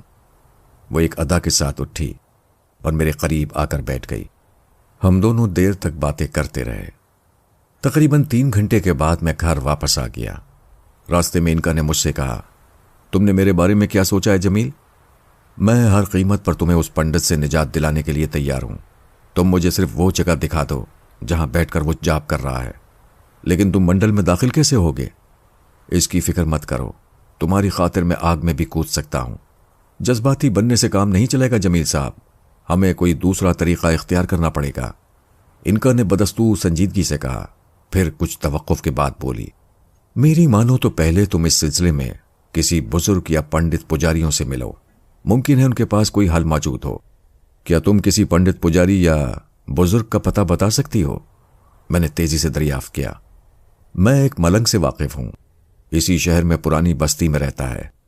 میرا خیال ہے کہ جمیل وہ بہت پہنچا ہوا ہے، اگر وہ چاہے تو ہماری مدد کر سکتا ہے۔ ٹھیک ہے، میں کل ہی اس سے مل لوں گا، میں نے فیصلہ کن لہجے میں کہا۔ اس رات میں صرف انکا کو پنڈت سے نجات دلانے کے بارے میں سوچتا رہا، جو بقول انکا کے ایک مشکل ترین کام تھا۔ نرگس نے دیر سے گھر آنے کی وجہ پوچھی تو میں یہ کہہ کر ٹال گیا کہ ایک پرانے دوست سے ملنے کے ارادے سے چلا گیا تھا۔ انکا بھی میری طرح رات بھر اپنی سوچوں میں گم رہی۔ دوسری صبح میں نے سب کاموں سے فراغت پائی، کپڑے تبدیل کیے اور ملنگ سے ملنے کے ارادے سے چل پڑا۔ پرانی بستی شہر سے تقریباً 6 میل دور تھی۔ یہاں زیادہ تر مزدور طبقے کے لوگ آباد تھے۔ مجھے ملنگ کا مکان تلاش کرنے میں زیادہ دشواری پیش نہیں آئی۔ باہر سے وہ مکان کچھ سلیقے کا نظر آتا تھا، لیکن جب میں نے ملنگ کے کمرے میں قدم رکھا تو میرا جی متلانے لگا۔ وہاں اس وقت ملنگ کے علاوہ 3 افراد اور بھی موجود تھے جو اپنی ضرورت کے تحت ملنے آئے تھے۔ ملنگ ایک پھٹے پرانے کمبل پر آلتی پالتی مارے بیٹھا، ہاتھ میں دبی ہوئی چلم کے لمبے لمبے کش لگا رہا تھا۔ اس کے جسم پر جو کپڑے تھے وہ بھی حد درجے میلے تھے اور سینکڑوں پیون لگے نظر آ رہے تھے۔ گلے میں اس نے خاصے موٹے دانوں والی مالا ڈال رکھی تھی، سر پر ایک میلی کچیلی ٹوپی تھی۔ کمرے میں چرس کی ناگوار بو بسی ہوئی تھی۔ میں دل پر جبر کر کے ایک طرف بیٹھ گیا۔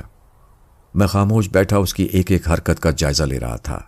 1.5 گھنٹے بعد کمرہ خالی ہوا تو اس نے اپنی سرخ سرخ آنکھیں میرے چہرے پر گاڑ دیں، پھر بڑے غیر مہذب لہجے میں بولا، چل سامنے آ جا، اب تیری باری ہے۔ چرس کی ناگوار بو سے میرا ذہن معطل ہو رہا تھا۔ ملنگ نے مجھے بڑی بےہودگی سے مخاطب کیا۔ میرے بھی تیور بدلنے لگے، لیکن قبل اس کے کہ میں آپے سے باہر ہوتا، انکا نے میرے کانوں میں ٹھنڈا رہنے کی ہدایت کی۔ میں آہستہ سے کھسک کر ملنگ کے قریب ہو گیا، جو اب اپنے لیے نئی چلم بھرنے میں مصروف تھا۔ چلم سلگا کر 2-3 لمبے لمبے دم لگانے کے بعد اس نے پھر میری طرف غور سے دیکھا اور نعرہ مستانہ مار کر بولا، اندھیری رات کا مسافر، ٹھوکر، تارے ٹمٹما رہے ہیں بیٹا۔ ملنگ بابا، میں نے دل پر جبر کر کے اسے مخاطب کیا، میں ایک ضروری کام کے سلسلے میں حاضر ہوا ہوں۔ غیر حاضر، ملنگ حلق پھاڑ کر ہنسا، پھر بڑی رازداری سے بولا، مچھلی پھانسنے کی ہنسی میں اگر کیچوے نہ ہوں تو اونچا شکار نہیں مارا جا سکتا۔ چل کالی کلکتے والی، میرا منتر نہ جائے خالی۔ ملنگ کی بیہودہ بکواس سن کر میں دل برداشتہ ہونے لگا، لیکن جبرن بیٹھا رہا۔ اس نے ایک دم پھر مارا، پھر سرخ سرخ آنکھوں کو نچاتے ہوئے بولا، دم لگاؤ گے بیٹا؟ شکریہ، میں نے اکتائے ہوئے لہجے میں کہا۔ مجھے چرس گانجے سے کوئی رغبت نہیں ہے۔ بکواس کر رہا ہے، جو شے نظر نہ آئے وہ فانی ہے۔ لپک سرخ چنڈے والے اور دے دھالے کو ڈبکی۔ ملنگ بابا، کیا تم میری مدد نہیں کر سکتے؟ میں نے پہلو بدل کر سوال کیا۔ میری قوت برداشت اب جواب دینے لگی تھی، لیکن میں محض انکا کی خاطر وہاں رکا ہوا تھا۔ مدد المدد، رہے نام سائیں کا، ملنگ چلم کا ایک دم لگاتے ہوئے بولا۔ سمندر خشک ہو جائے تو مچھلیاں درخت پر چڑھنے کے بجائے تڑپ تڑپ کر مر جاتی ہیں۔ کشتی کے پیندے میں سوراخ ہو جائے تو تم کیا کرو گے؟ کیا میں چلا جاؤں؟ میں نے اس بار قدرے درست لہجے میں سوال کیا۔ ملنگ میرے سوال پر ہنسا، پھر اچانک اس کے چہرے پر گہری سنجیدگی طاری ہو گئی۔ اس نے لال لال نظریں پورے کمرے میں اس انداز سے گھمائی جیسے پراسرار روحوں کو دیکھ رہا ہو، پھر مجھے کرخت نظروں سے دیکھ کر بولا، کالے کالے بادل گھرائے تو سورج کی چمک ماند پڑ جاتی ہے۔ کیا سمجھے جانے من؟ لگے دم میٹے غم، الکھ نرنجن۔ میں اس سے زیادہ ضبط نہیں کر سکتا تھا۔ اول تو چرس کی بو سے میرا دماغ پھٹا جاتا تھا، اس پر ملنگ کی الٹی سیدھی باتوں نے میرا ذہن خراب کر دیا تھا۔ میں تیزی سے اٹھ کر کھڑا ہوا اور ملنگ کو نفرت سے دیکھ کر کہا، میں نے جو کچھ سنا تھا تمہارے بارے میں وہ محض بکواس تھا۔ تم یقیناً کوئی رنگے سیار ہو۔ رنگا سیار، جوتوں کا ہار، کلیجے کے آر پار۔ ملنگ غضبناک لہجے میں بولا، جا چلا جا، بھاگ سالے، آندھی آ رہی ہے۔ میں نے ملنگ پر آخری نظر ڈالی، پھر دانت پیستا مکان سے باہر آ گیا۔ مجھے انکا پر شدید تاؤ آ رہا تھا، جس نے مجھے اس بیہودہ ملنگ سے ملنے کا مشورہ دیا تھا۔ کھلی ہوا میں آ کر میں نے اطمینان کا سانس لیا، پھر عالم تصور میں انکا کی طرف دیکھ کر کہا، یہ تم نے مجھے کس نامعقول شخص سے ملنے کا مشورہ دیا تھا؟ جمیل، ملنگ نے جو باتیں کہی ہیں ان کے معنی ضرور ہیں، مگر میں انہیں سمجھنے سے قاصر ہوں۔ میرا علم اس کے علم سے مختلف ہے۔ شاید ملنگ کو ہماری مدد نامنظور ہو اور اس نے الٹی سیدھی باتیں کی ہوں۔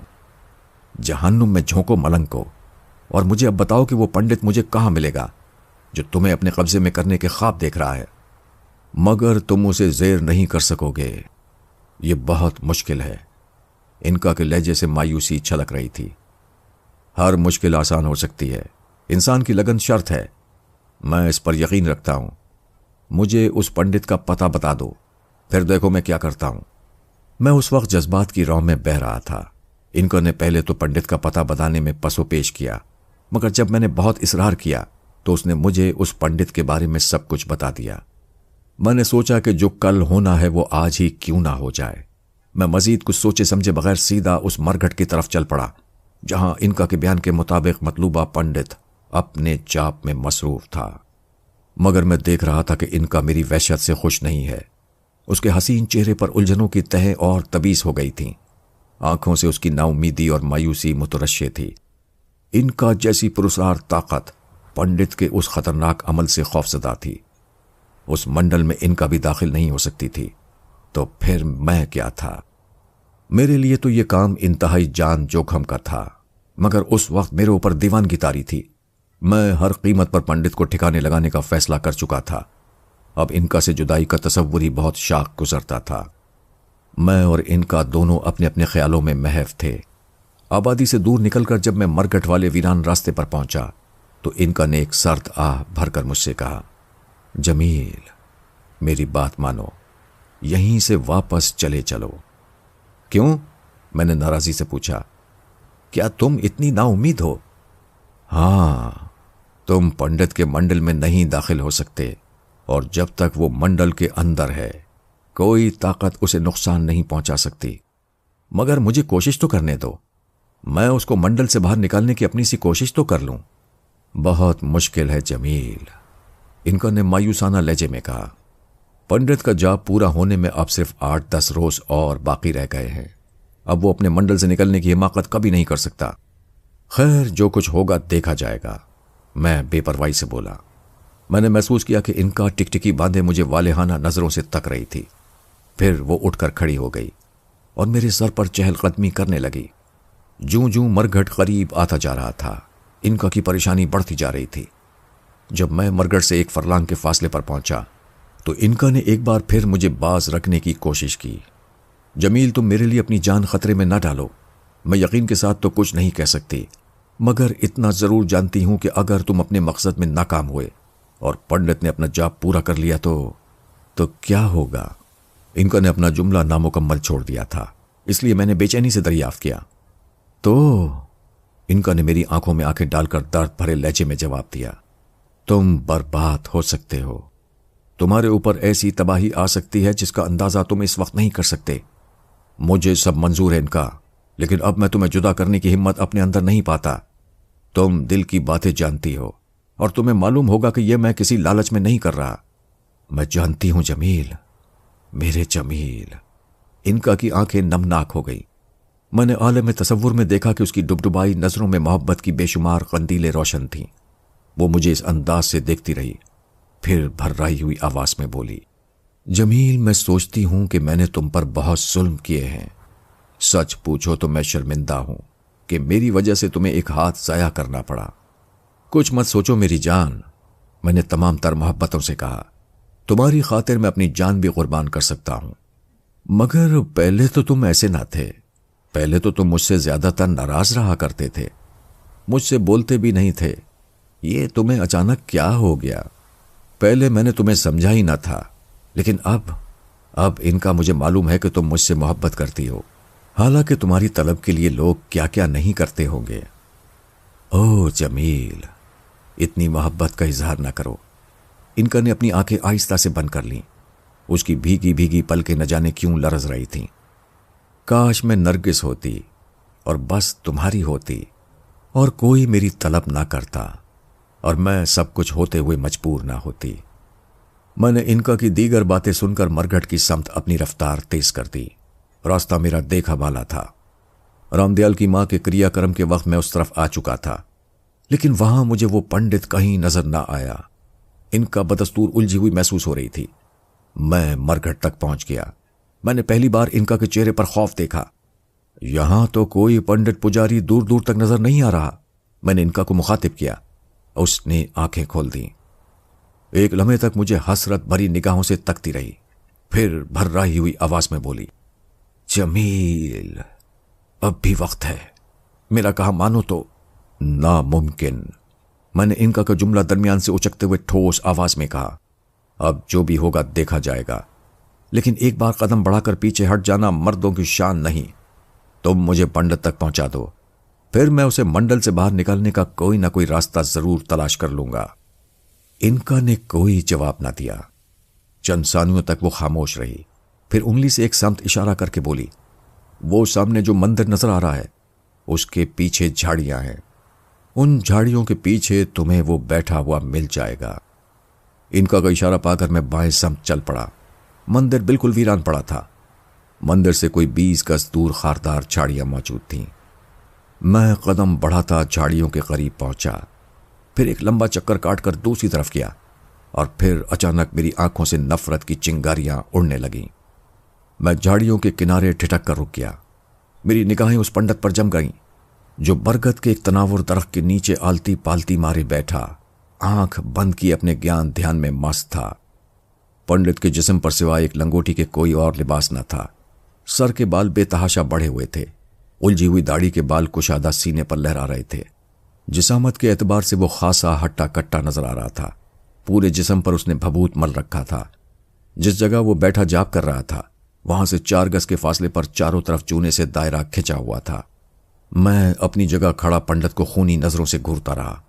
پھر میں نے عالم تصور میں انکا پر نظر ڈالی تو بے چین ہو گیا۔ انکا جو پہلے قندھاری انار کی طرح سرخ ہو رہی تھی اس وقت بالکل زرد نظر آ رہی تھی۔ اس کی آنکھوں میں ویرانی کا تسلط تھا اور چہرے پر وحشت برس رہی تھی۔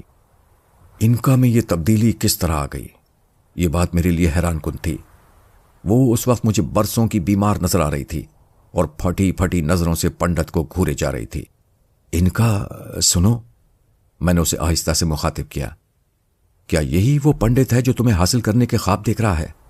ہاں، انکا نے چونکتے ہوئے جواب دیا، پھر سہمے ہوئے لہجے میں بولی، واپس چلو جمیل، مجھے اندازہ ہے کہ تم اس کا کچھ نہیں بگاڑ سکو گے۔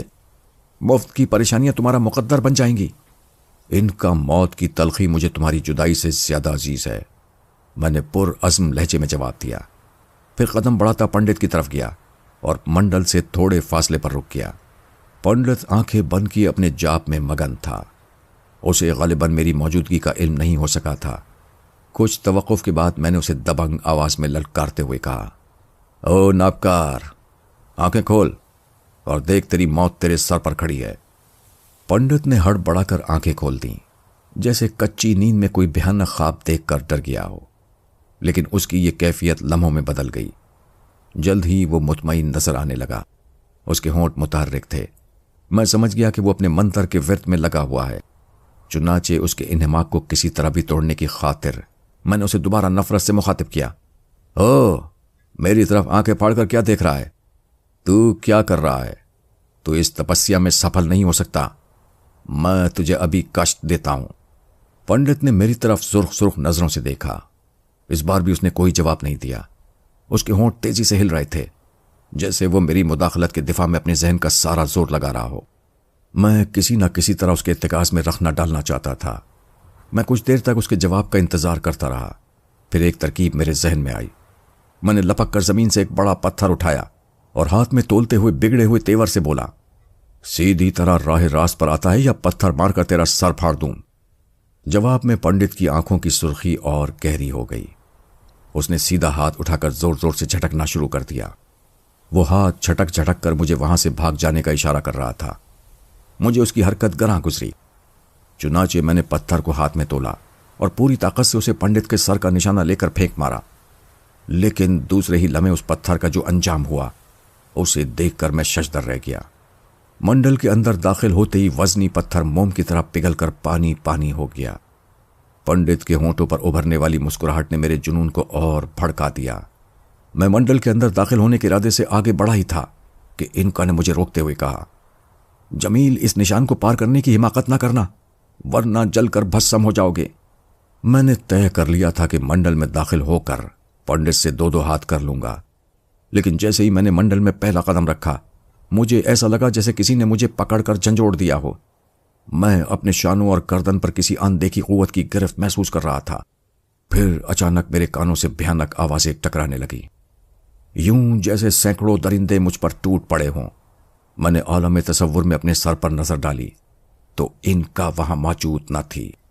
शायद वो मंडल में मुझे दाखिल होता देखकर ही मेरे सर से कूद गई थी। बहरहाल मैंने खुद पर काबू पा लिया और उछलकर चूने की लकीर से बाहर निकल आया। दूसरे ही लम्हे गैर मरी ताकतवर हाथ और भयानक आवाजों का वजूद खत्म हो गया। मेरा सारा वजूद पसीने से शराबोर हो रहा था। मैं हैरत से आंखें फाड़े खड़ा उस पंडित को देख रहा था जो अपने जाप में पूरे एतमाद और सुकून से मसरूफ था। दफतन मुझे ऐसा महसूस हुआ जैसे इनका दोबारा मेरे सर पर आ गई हो। मेरा अंदाजा गलत नहीं था। मैं इनका को दोबारा अपने सर पर महसूस कर रहा था। उस वक्त वो बेहद घबराई हुई नजर आ रही थी। उसका नन्हा सा वजूद लरस रहा था, चेहरे पर हवाइयां उड़ रही थीं। इनका को परेशान देखकर मुझे दोबारा उस पंडित पर ताव आ गया जो मुझसे मेरी इनका को छीन लेना चाहता था। एक बार फिर मुझ पर जुनून तारी हो गया। मैं करीब पड़े हुए पत्थरों को उठा उठाकर पंडित की समत फेंकने लगा, लेकिन पंडित मेरे हर वार से महफूज था। पत्थर मंडल में पहुंचते ही पिघल कर गिर जाता। जब मैं थक कर हाँफने लगा तो इनका ने मुझसे कहा, जमील छोड़ो, अब घर चलो। मैंने पहले ही मना किया था लेकिन तुम न माने। बेकार क्यों अपनी जान हलकान कर रहे हो? जब तक पंडित अपने मंडल के अंदर है, दुनिया की कोई ताकत इसका बाल नहीं बिका कर सकती। इसलिए कि इसे दिन बहुत गुजर चुके हैं और बहुत हिम्मत वाले पुजारी ही मुझे हासिल करने के लिए ऐसा खतरनाक जाप करते हैं। ये पुजारी बहुत पुराना और तजुर्बेकार है। इसमें बर्दाश्त की कुव्वत बहुत है। ये जाप में मसरूफ रहेगा चाहे तुम इसे कितना ही वरगलाओ।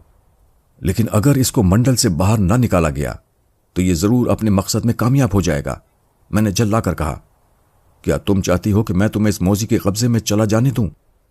ऐसी क्यों बातें कर रहे हो जमील? इनका ने उदासी से कहा, मैं तो खुद मजबूर होकर रह गई हूं। फिर तुम्हारा क्या मशवरा है? मैंने नर्म पड़ते हुए दरियाफ्त किया।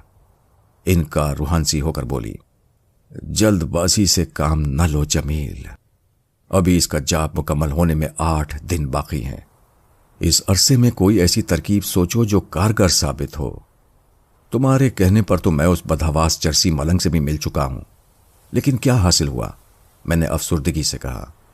فی الحال تم گھر چلو جمیل، اس بلا سے چھٹکارا حاصل کرنے کے لیے کوئی نہ کوئی ترکیب کرنا ہی پڑے گی۔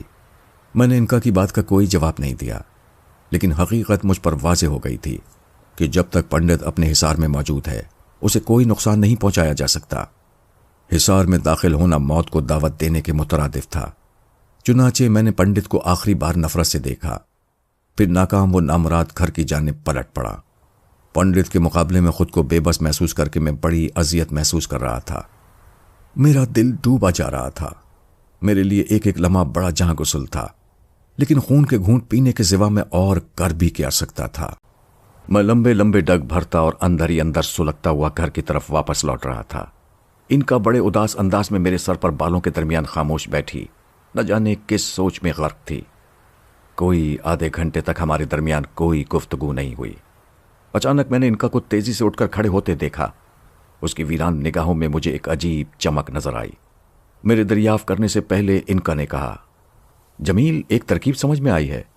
تم اگر اس پر عمل کرو تو شاید ہمیں اس پنڈت سے نجات مل سکتی ہے۔ جلدی بتاؤ، میں نے باعجلت تمام پوچھا۔ تمہیں پتہ نہیں کہ مجھ پر کیا گزر رہی ہے؟ تمہیں رام دیال کی ماں سے ملنے جلنے والے پنڈتوں میں سے ایک پنڈت بھگوان پرشاد سے ملنا ہوگا۔ وہ اگر تمہاری مدد کرنے کو آمادہ ہو جائے تو تم اس پنڈت کو منڈل سے باہر نکال سکتے ہو۔ اس کے بعد میں خود اسے ٹھکانے لگا دوں گی۔ کیا تمہیں امید ہے کہ بھگوان پرشاد میری مدد پر آمادہ ہو جائے گا؟ کوشش کر دیکھنے میں کیا حرج ہے، انکا بولی۔ ایک بار وہ بھی مجھے حاصل کرنے کے سپنے دیکھ چکا تھا، لیکن میں نے بر وقت اس کا دماغ پلٹ دیا تھا۔ کیا اس کے پاس کوئی ایسی طاقت موجود ہے جو پنڈت کو حصار سے باہر آنے پر مجبور کر سکتی ہے؟ میں یقین کے ساتھ کچھ نہیں کہہ سکتی جمیل، لیکن ایک منتر کا توڑ کوئی دوسرا منتر ہی کر سکتا ہے۔ مجھے یہ بات معلوم ہے کہ بھگوان پرشاد کالے جادو کا ماہر ہے۔ ممکن ہے کہ وہ کوئی ایسا جادو کر دے جو پنڈت کو بوکھلا کر منڈل سے باہر آنے پر مجبور کر دے۔ انکا کے چہرے پر امید کی کرن دیکھ کر میں نے سوچا کہ پنڈت بھگوان پرشاد کو بھی آزما لیا جائے۔ میں وقت ضائع کیے بغیر اسی وقت انکا کی رہبری میں اس کے گھر کی سمت روانہ ہو گیا۔ انکا کے مشورے نے کسی حد تک میری پریشانی اور بے چینی کو کم کر دیا تھا، لیکن نہ جانے کیوں اس کی جدائی کا خیال اب بھی میرے ذہن کو کچوکے لگا رہا تھا۔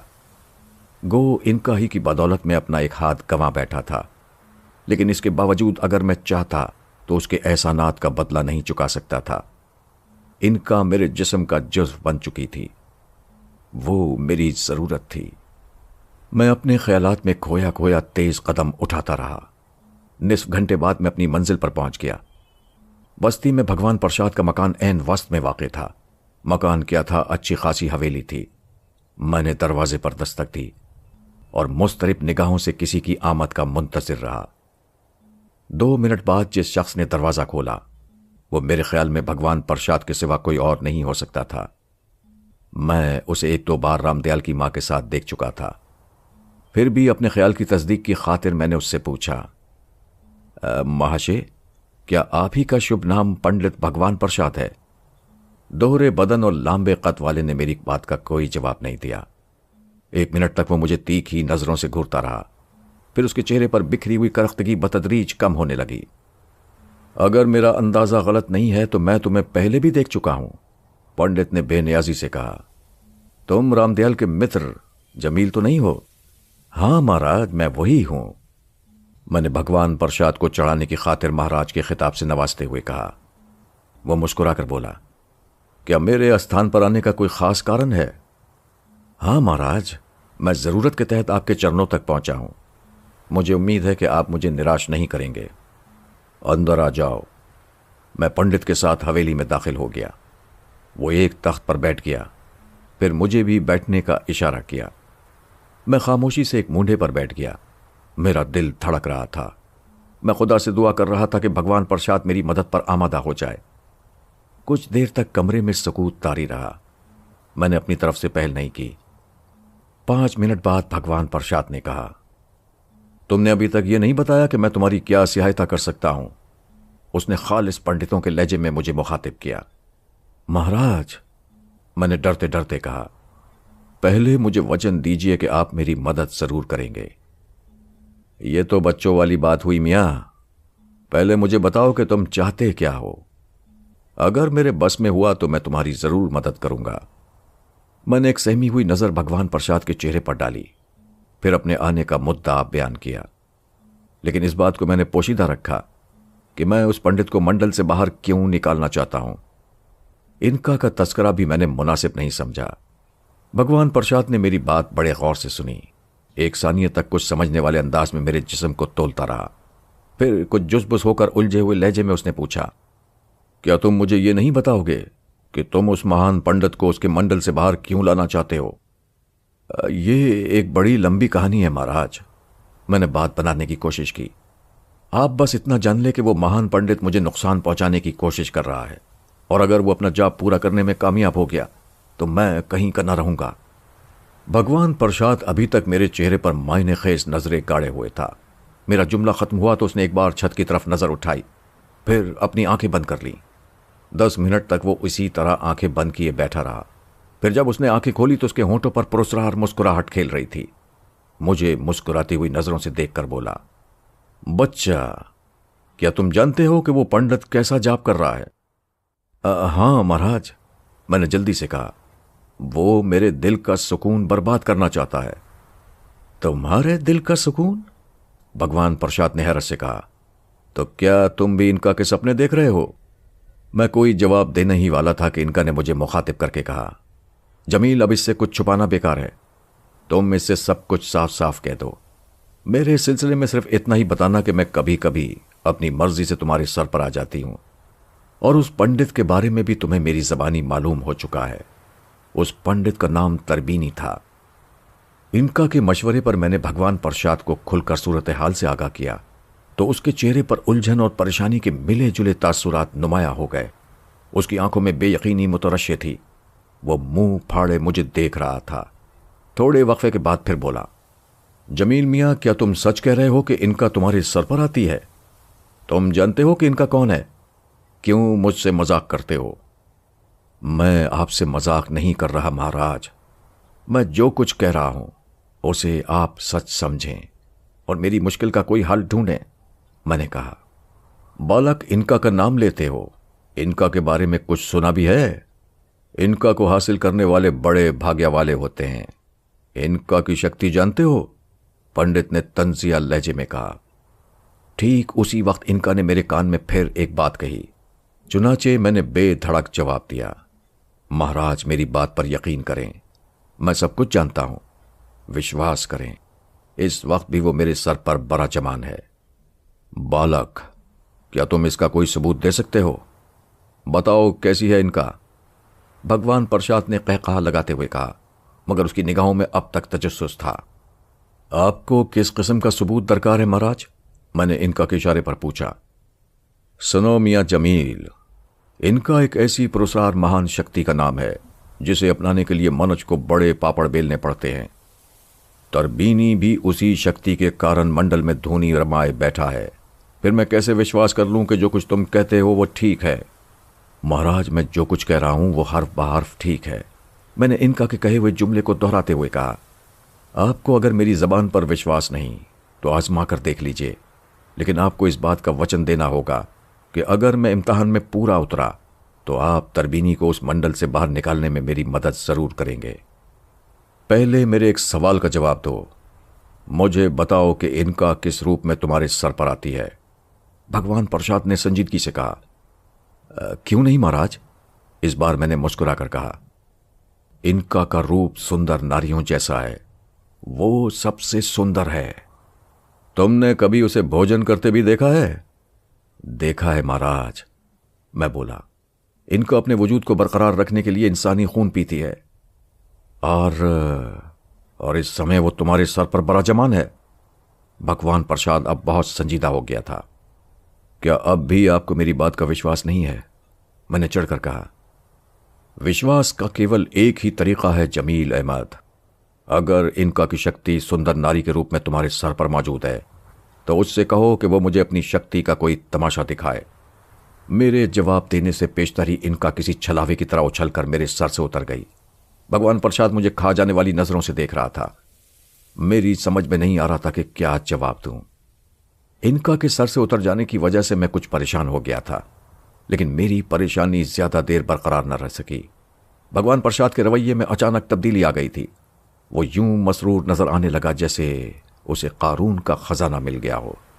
اس کی آنکھیں پھٹی ہوئی تھیں، الفاظ اس کے منہ سے ادا نہیں ہو رہے تھے۔ وہ ٹوٹے پھوٹے لفظوں میں کہہ رہا تھا، میاں جی جمیل، تم تو مہان ہو۔ میاں جی مجھے معاف کر دو، میں تمہیں غلط سمجھا۔ ان کا تمہارے پاس آتی ہے، تم سب سے خوش قسمت آدمی ہو۔ میاں جی مجھے بتاؤ، میں تمہارا کیا کام کر سکتا ہوں؟ پرنتو تمہیں میرا ایک کام بھی کرنا ہوگا۔ بھگوان پرساد کا لہجہ ایک دم بدل گیا۔ وہ کیا؟ ابھی تم صرف مجھے زبان دے دو، بھگوان پرساد نے مسکرا کر کہا۔ جب تم اپنے کام میں سفل ہو جاؤ گے پھر میں تمہیں اپنا کام بتاؤں گا۔ مجھے منظور ہے مہاراج، میں نے بغیر سوچے سمجھے وعدہ کر لیا۔ تم یہیں پدھارو، میں ابھی واپس لوٹتا ہوں۔ بھگوان پرساد تیزی سے اٹھ کر اندر چلا گیا۔ میں نے اطمینان کا سانس لیا۔ ان کا ابھی تک میرے سر پر واپس نہیں آئی تھی۔ میرا اندازہ یہی تھا کہ وہ اس وقت بھگوان پرساد کے سر پر ہوگی اور اسی نے اسے میری مدد کرنے پر آمادہ کیا ہوگا۔ بہرحال اب مجھے امید کی کرن پھوٹتی نظر آ رہی تھی۔ میں اس دروازے پر نظر جمائے بیٹھا رہا جس دروازے سے ہو کر بھگوان پرساد اندر گیا تھا۔ کچھ دیر بعد وہ دوبارہ بڑے کمرے میں داخل ہوا۔ اس کا چہرہ اس وقت بھی کسی اندرونی خوشی کے جذبے کے تحت کندن کی طرح چمک رہا تھا۔ جس وقت وہ اپنے تخت پر بیٹھا ٹھیک اسی وقت ان کا دوبارہ میرے سر پر واپس آ گئی۔ میں نے کنکھیوں سے انکا کی طرف دیکھا تو وہ بھی خوش دکھائی دے رہی تھی۔ شاید اسے بھی اپنے بچاؤ کی امید ہو چلی تھی۔ اسی کے اشارے پر میں نے بھگوان پرساد کو مخاطب کیا۔ مہاراج، اگر تم تربینی کو اس کے منڈل سے نکالنے کا کوئی اپائے کر دو تو میں تمام زندگی تمہارا احسان مند رہوں گا اور جو کچھ بھی مجھ سے ہو سکا تمہارے لیے ضرور کروں گا۔ تم قسمت کے دھنی ہو میاں جمیل، جو بغیر کسی جاپ کے انکا جیسی مہان شکتی کو پا گئے ہو۔ بھگوان پرساد نے سنجیدگی اختیار کرتے ہوئے کہا، میں تمہاری مدد ضرور کروں گا، پرنتو اس کے لیے تمہیں ابھی 1 ہفتے اور انتظار کرنا ہوگا۔ 1 ہفتے؟ میں نے پریشان ہو کر کہا تو بھگوان پرساد بولا، کوئی چنتا نہ کرو میاں جمیل، مجھے معلوم ہے کہ تربینی کا جاپ مکمل ہونے میں کیول 8-9 دن باقی رہ گئے ہیں، پرنتو میں تم کو جو چیز دان کرنا چاہتا ہوں اس کے لیے ابھی سمے پورا نہیں ہے، تمہیں 1 ہفتے تک انتظار کرنا ہوگا۔ کیا کوئی ایسا طریقہ نہیں ہے مہاراج کہ میں تربینی کو 1-2 روز میں منڈل سے باہر دیکھ سکوں؟ میں جانتا ہوں کہ تم ان کا دیوی کی وجہ سے بہت بیاکل ہو، لیکن دھیرج سے کام لو میاں جی۔ کیا میں تربینی کو اس کے ارادوں سے باز رکھنے میں کامیاب ہو جاؤں گا؟ کل کیا ہونے والا ہے یہ کیول پرماتما ہی جانتا ہے، پر مجھے وشواس ہے کہ تم تربینی کو منڈل سے باہر نکالنے میں کامیاب ہو جاؤ گے۔ پرنتو اگر ایسا نہ ہوا تو… بھگوان پرساد اپنا جملہ نامکمل چھوڑ کر مجھے دیکھنے لگا۔ اس کے چہرے پر ایک رنگ آتا تھا اور ایک جاتا تھا۔ وہ کسی کشمکش سے دوچار تھا، اسی لیے میں نے بے چینی سے پوچھا، اگر میں کامیاب نہ ہوا تو کیا ہوگا مہاراج؟ تمہارا کچھ نہیں ہوگا، پر… بھگوان پرساد نے ایک بار پھر اپنا جملہ نامکمل چھوڑ دیا۔ دوسرے ہی لمحے وہ بات بدل کر بولا، ابھی تم جاؤ میاں جی جمیل، آج سے ٹھیک 7 روز بعد پورن ماشی کی رات ہوگی، تم اس رات پورے 12 بجے میرے پاس آنا۔ میں تمہیں ایک ایسی چیز دوں گا جس کی شکتی تربینی کو اس کے بنڈل سے اوش باہر گھسیٹ لائے گی۔ بھگوان پرساد نے جس وقت یہ کہا اس وقت بھی اس کی نظروں میں ایک نامعلوم سی الجھن تاری تھی، لیکن میں نے دیدہ و دانستہ اسے چھیڑنا مناسب نہ سمجھا اور اٹھ کر خاموشی سے باہر آ گیا۔ جب میں اپنی رہائش گاہ کی طرف چلا تو انکا نے مجھ سے کہا، جمیل، بھگوان پرساد تمہاری مدد ضرور کرے گا، ہو سکتا ہے کہ وہ جو چیز تمہیں دے وہ ہماری پریشانیوں کے خاتمے کا سبب بن سکے۔ کیا تم میرے سر سے اتر کر اس کے سر پر چلی گئی تھی؟ ہاں، انکا نے اس بار مسکراتے ہوئے کہا، جانتے ہو وہ تربینی کا معاملہ نمٹانے کے بعد تم سے کیا کام لینا چاہتا ہے؟ مجھے بھلا کیا علم، تم بھگوان پرساد کو نہیں جانتے، اس کا کاٹا ہوا پانی بھی نہیں مانگتا، لیکن تم سے وہ کسی دھوکے سے کام نہیں لے گا۔ اس لیے کہ وہ ایک پرانے خزانے کا راز جاننے کے چکر میں ہے۔ اسی وجہ سے اس نے مجھے بھی قبضے میں کرنے کے خواب دیکھے تھے۔ جہنم میں گیا خزانہ، میں نے بے دلی سے کہا۔ تم یہ بتاؤ کہ بھگوان پرساد کچھ کہتے کہتے کیوں رک گیا تھا؟ اگر وہ حقیقتاً کالے جادو کا ماہر ہے تو پھر اسے کس بات کی فکر ہے؟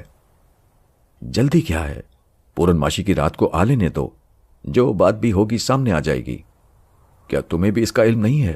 میں نے انکا سے چپتا ہوا سوال کیا۔ نہ جانے کیوں مجھے یہ گمان ہو رہا تھا کہ انکا بھگوان پرساد کی الجھن کی وجہ جانتی ہے، لیکن مجھ سے اس وجہ کو پوشیدہ رکھنا چاہتی ہے۔ ایک دو بار جب میں نے اپنا سوال گھما پھرا کر پھر پوچھا تو وہ مجھے پھر ٹال گئی۔ پھر جب میں نے زیادہ اصرار کیا تو انکا نے ملول ہو کر کہا، سنو جمیل، اب جب کہ تم نہیں مانتے تو سنو، میں تم سے کوئی بات پوشیدہ نہیں رکھنا چاہتی۔ مجھے نہیں معلوم کہ تربینی کا انجام کیا ہوگا، لیکن مجھے معلوم ہے کہ اگر بھگوان پرساد کا جادو بھی منڈل کے اندر بیکار ثابت ہوا تو بات بہت بگڑ جائے گی، تم سے دور ہونا ہی پڑے گا۔ بات بگڑنے سے تمہاری مراد کیا ہے؟ صاف صاف کہو۔ جمیل، میں نہیں چاہتی کہ تمہارے اوپر کوئی آنچ آئے، لیکن کالے جادو کی یہ خاصیت ہے کہ وہ ناکام ہونے کی صورت میں ضرور پلٹتا ہے، اور یا تو جادو کرنے والے کو موت کے گھاٹ اتار دیتا ہے یا پھر اس شخص کی بربادی کا باعث بن جاتا ہے جو جادو کراتا ہے۔ گویا تم یہ کہنا چاہتی ہو کہ تربینی کے بچ جانے کی صورت میں میرے یا بھگوان پرساد میں سے کسی ایک کی تباہی لازم ہے؟ ہاں۔ کیوں؟ جمیل، ان کا آبدیدہ ہو کر بولی، کیا یہ ممکن نہیں کہ تم مجھے میرے حال پر چھوڑ دو اور خود کو ان بکھیڑوں میں نہ ڈالو؟ میں نے محسوس کیا کہ اس کی حسین آنکھوں میں آنسو ہیں۔ اس کا لہجہ کچھ اس قدر درد انگیز تھا کہ میرا جی بھر آیا اور میں فیصلہ کن لہجے میں بولا، ان کا اگر تم مجھے اپنا سچا ہمدرد اور دوست سمجھتی ہو تو اب یہ بات زبان پر نہ لانا۔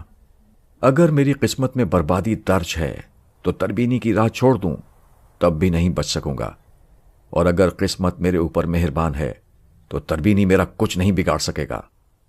انکا نے عقیدت مند نگاہوں سے مجھے دیکھا۔ ان نگاہوں میں اظہار تشکر کے علاوہ محبت کے بے پناہ جذبات موجزن تھے۔ راستے بھر ہمارے درمیان پھر کوئی بات نہیں ہوئی۔ انکا آلتی پالتی مارے افسردہ اور خاموش بیٹھی رہی۔ دوسری طرف میں نے اٹل فیصلہ کر لیا تھا کہ انکا کے پرسرار وجود کو ہر قیمت پر اپنائے رکھوں گا۔ اپنے خیالوں میں الجھا میں گھر پہنچا تو نرگس نے مجھے ایک نئی اطلاع سنائی۔ نازلی کے متعلق کچھ سنا آپ نے؟ کیا ہو گیا؟ میں نے بے پرواہی سے اپنے بستر پر نیم دراز ہوتے ہوئے پوچھا۔ صابر علی صاحب نے اسے اسمگلنگ کے چکر میں پھنسوا دیا ہے۔ آج صبح پولیس نے نازلی کے گھر پر چھاپا مار کر اسے گرفتار کر لیا۔ بہت ساری اسمگل کی ہوئی اشیاء بھی ملی ہیں، لیکن ڈیڈی کا خیال ہے کہ صابر علی نے اپنی اس روز کی بے عزتی کا انتقام لینے کی خاطر نازلی کے گرد چال بنا ہے۔ تمہارے ڈیڈی کو آخر نازلی سے اس قدر ہمدردی کیوں ہے؟ میں جلدی میں کہہ گیا۔ پھر مجھے خیال آیا کہ مجھے ایسی بات نہیں کہنی چاہیے تھی۔ میرا مطلب ہے کہ نازلی جانے اور صابر علی صاحب، ہمیں کیا ضرورت پڑی ہے کہ دوسروں کے معاملے میں دخل دیں؟ کچھ بھی صحیح، لیکن صابر علی صاحب کو ایک عورت کے ساتھ ایسی اوچھی حرکت نہیں کرنا چاہیے۔ نرگس نے برا سا منہ بنا کر کہا۔ میرا تو خیال ہے کہ اس روز بھی نازلی نے بلا وجہ ان پر کیچڑ نہیں اچھالی ہوگی۔ دال میں ضرور کچھ کالا رہا ہوگا۔ ہو سکتا ہے، ویسے مجھے تمہارا یہ مجسٹریٹ بھی کوئی اچھے قماش کا آدمی نہیں لگتا۔ میں نے نرگس کی ہاں میں ہاں ملاتے ہوئے جواب دیا۔ پھر رازداری کے انداز میں پوچھا، کیا تمہیں حقیقتاً نازلی سے بہت ہمدردی محسوس ہو رہی ہے؟ ہونی بھی چاہیے، نرگس نے تیزی سے کہا۔ صابر علی صاحب نے اسے جس الزام میں پھنسانے کی کوشش کی ہے، اگر وہ درست ثابت ہو گیا تو بیچاری کی زندگی برباد ہو جائے گی۔ اگر کہو تو میں نازلی کو بچانے کی کوشش کروں۔ میں نے یہ جملہ نہ جانے کس لہجے میں کہا تھا کہ نرگس نے پلٹ کر میرے چہرے کو غور سے دیکھا۔ پھر جیسے نازلی کے ساتھ اس کی تمام تر ہمدردیاں اچانک ختم ہو گئیں، وہ بھویں چڑھا کر بولی، آپ کو کیا ضرورت ہے اسے بچانے کی؟ وہ جانے اور صابر علی صاحب جانے۔ آپ آرام سے کپڑے تبدیل کر کے لیٹیے، میں ابھی آپ کے لیے کافی بنا کر لاتی ہوں۔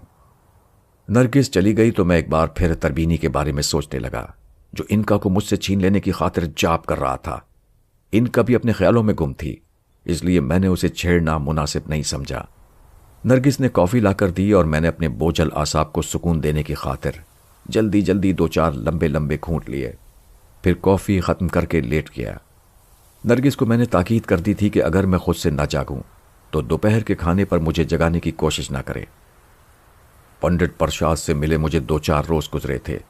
میں نے یہ 4 دن بڑے کرب میں گزارے۔ ان کا اس عرصے میں برابر میری ڈھارس بندھاتی رہی، لیکن مجھے کسی پل چین نصیب نہ تھا۔ ہر لمحہ فکر لاحق رہتی کہ اگر تربینی اپنے مقصد میں کامیاب ہو گیا تو میرا کیا ہوگا۔ ان کا کی جدائی کا وقت قریب آتا جا رہا تھا اور اس سے میری محبت روز بروز بڑھتی جا رہی تھی۔ اکثر رات کو جب وہ میرے سر پر محو خواب ہوتی تو میں جاگتا رہتا اور اسے حسرت بھری نظروں سے دیکھا کرتا۔ ان 4 دنوں میں ان کا بے حد چھٹک گئی تھی۔ خود میرا بھی یہی حال تھا کہ کسی کام میں دل نہ لگتا تھا، بھوک پیاس کا ہوش نہ رہتا۔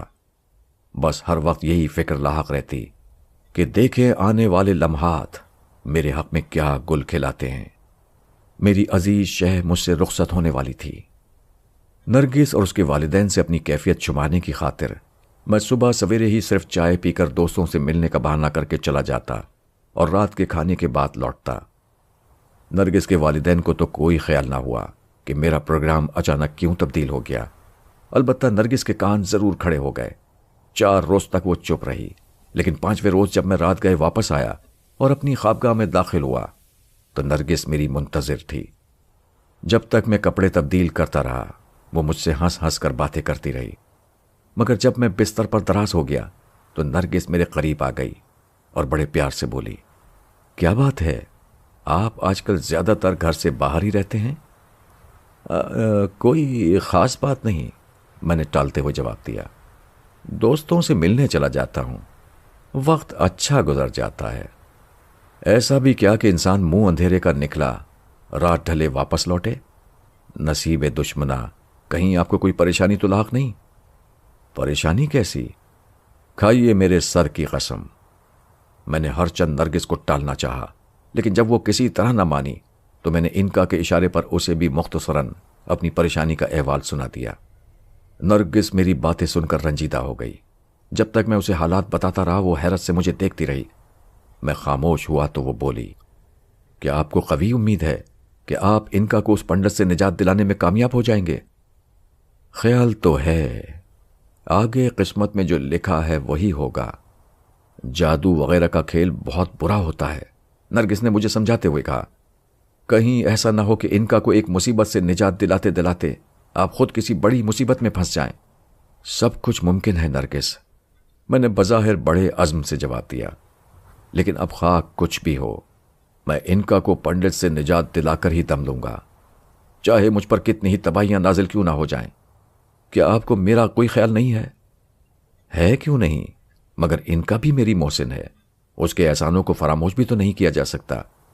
اگر اس نے میری مدد نہ کی ہوتی اور امیر کبیر نہ بنایا ہوتا تو میں تمہیں بھی کبھی حاصل نہیں کر سکتا تھا۔ مگر اکثر موقع پر اسی انکا نے آپ کے ساتھ ایسی حرکتیں بھی کی ہیں جو انتہائی اخلاق سوز تھیں۔ نرگس نے نظریں نیچے کیے کہا، پھر یکلخ تیز ہو کر بولی، آپ یہ کیوں بھول رہے ہیں جمیل کہ اسی انکا کی وجہ سے آپ کا ایک ہاتھ بھی ضائع ہوا ہے؟ مجھے سب معلوم ہے، لیکن اس کے باوجود میں انکا کو ہر قیمت پر پنڈت کے چنگل سے بچانے کی کوشش کروں گا، خواہ اس کے لیے مجھے اپنی جان ہی کیوں نہ گنوانی پڑے۔ گویا انکا آپ کو مجھ سے زیادہ عزیز ہے؟ نرگس کے چہرے پر رقابت کی سرخی پھیل گئی۔ حماقت کی باتیں کیوں کرتی ہو نرگس؟ میں جھلا کر بولا، انکا محض ایک تصوراتی وجود ہے جس کا حقیقت سے کوئی تعلق نہیں۔ تمہیں اس کے سلسلے میں کسی غلط قسم کے خیال کو ذہن میں جگہ نہیں دینی چاہیے۔ نرگس کو غالباً اس جواب کی توقع نہیں تھی۔ وہ ششدر سی میرا منہ دیکھنے لگی۔ اس کے چہرے پر ایک رنگ آ رہا تھا اور ایک جا رہا تھا۔ اس کی غزالی آنکھوں میں شکایت بھری ہوئی تھی۔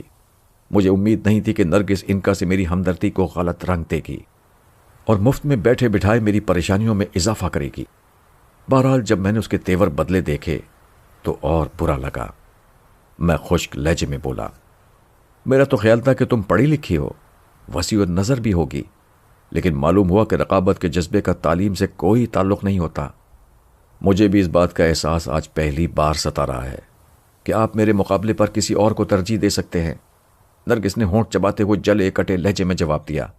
میں اور بھڑک کر بولا، تم جو چاہو سوچتی رہو، لیکن میں انکا کی ضرور مدد کروں گا۔ نرگس نے بڑے غصے میں منہ کھولا۔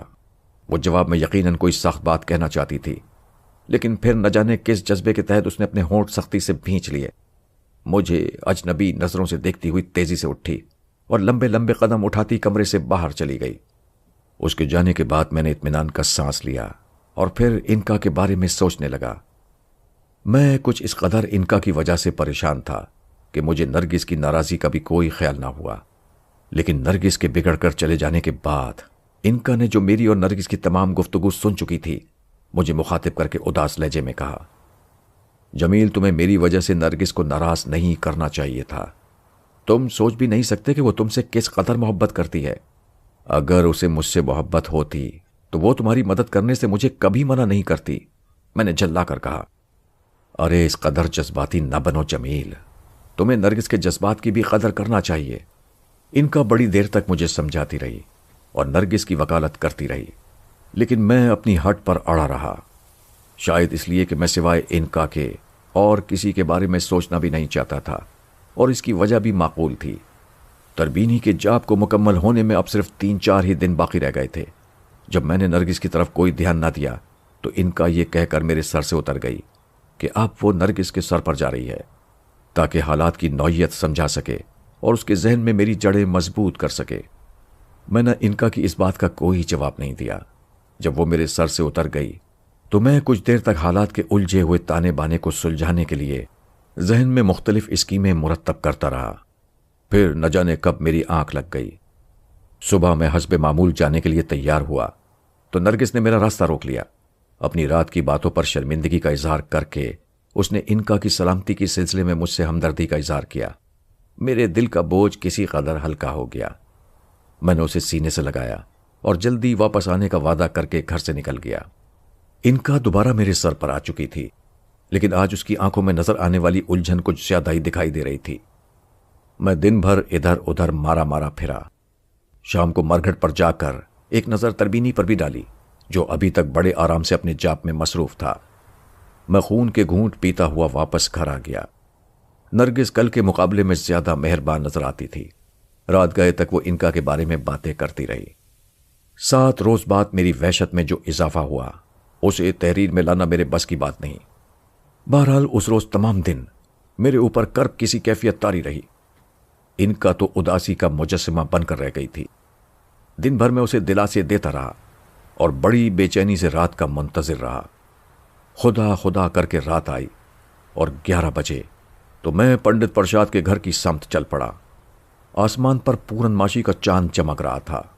میں لمبے لمبے قدم اٹھاتا بستی میں داخل ہوا تو انکا نے ایک سرد آہ بھر کر کہا، جمیل، آج کی رات مجھ پر بڑی بھاری ہے۔ میرا دل گواہی دے رہا ہے کہ کچھ نہ کچھ ہو کر رہے گا۔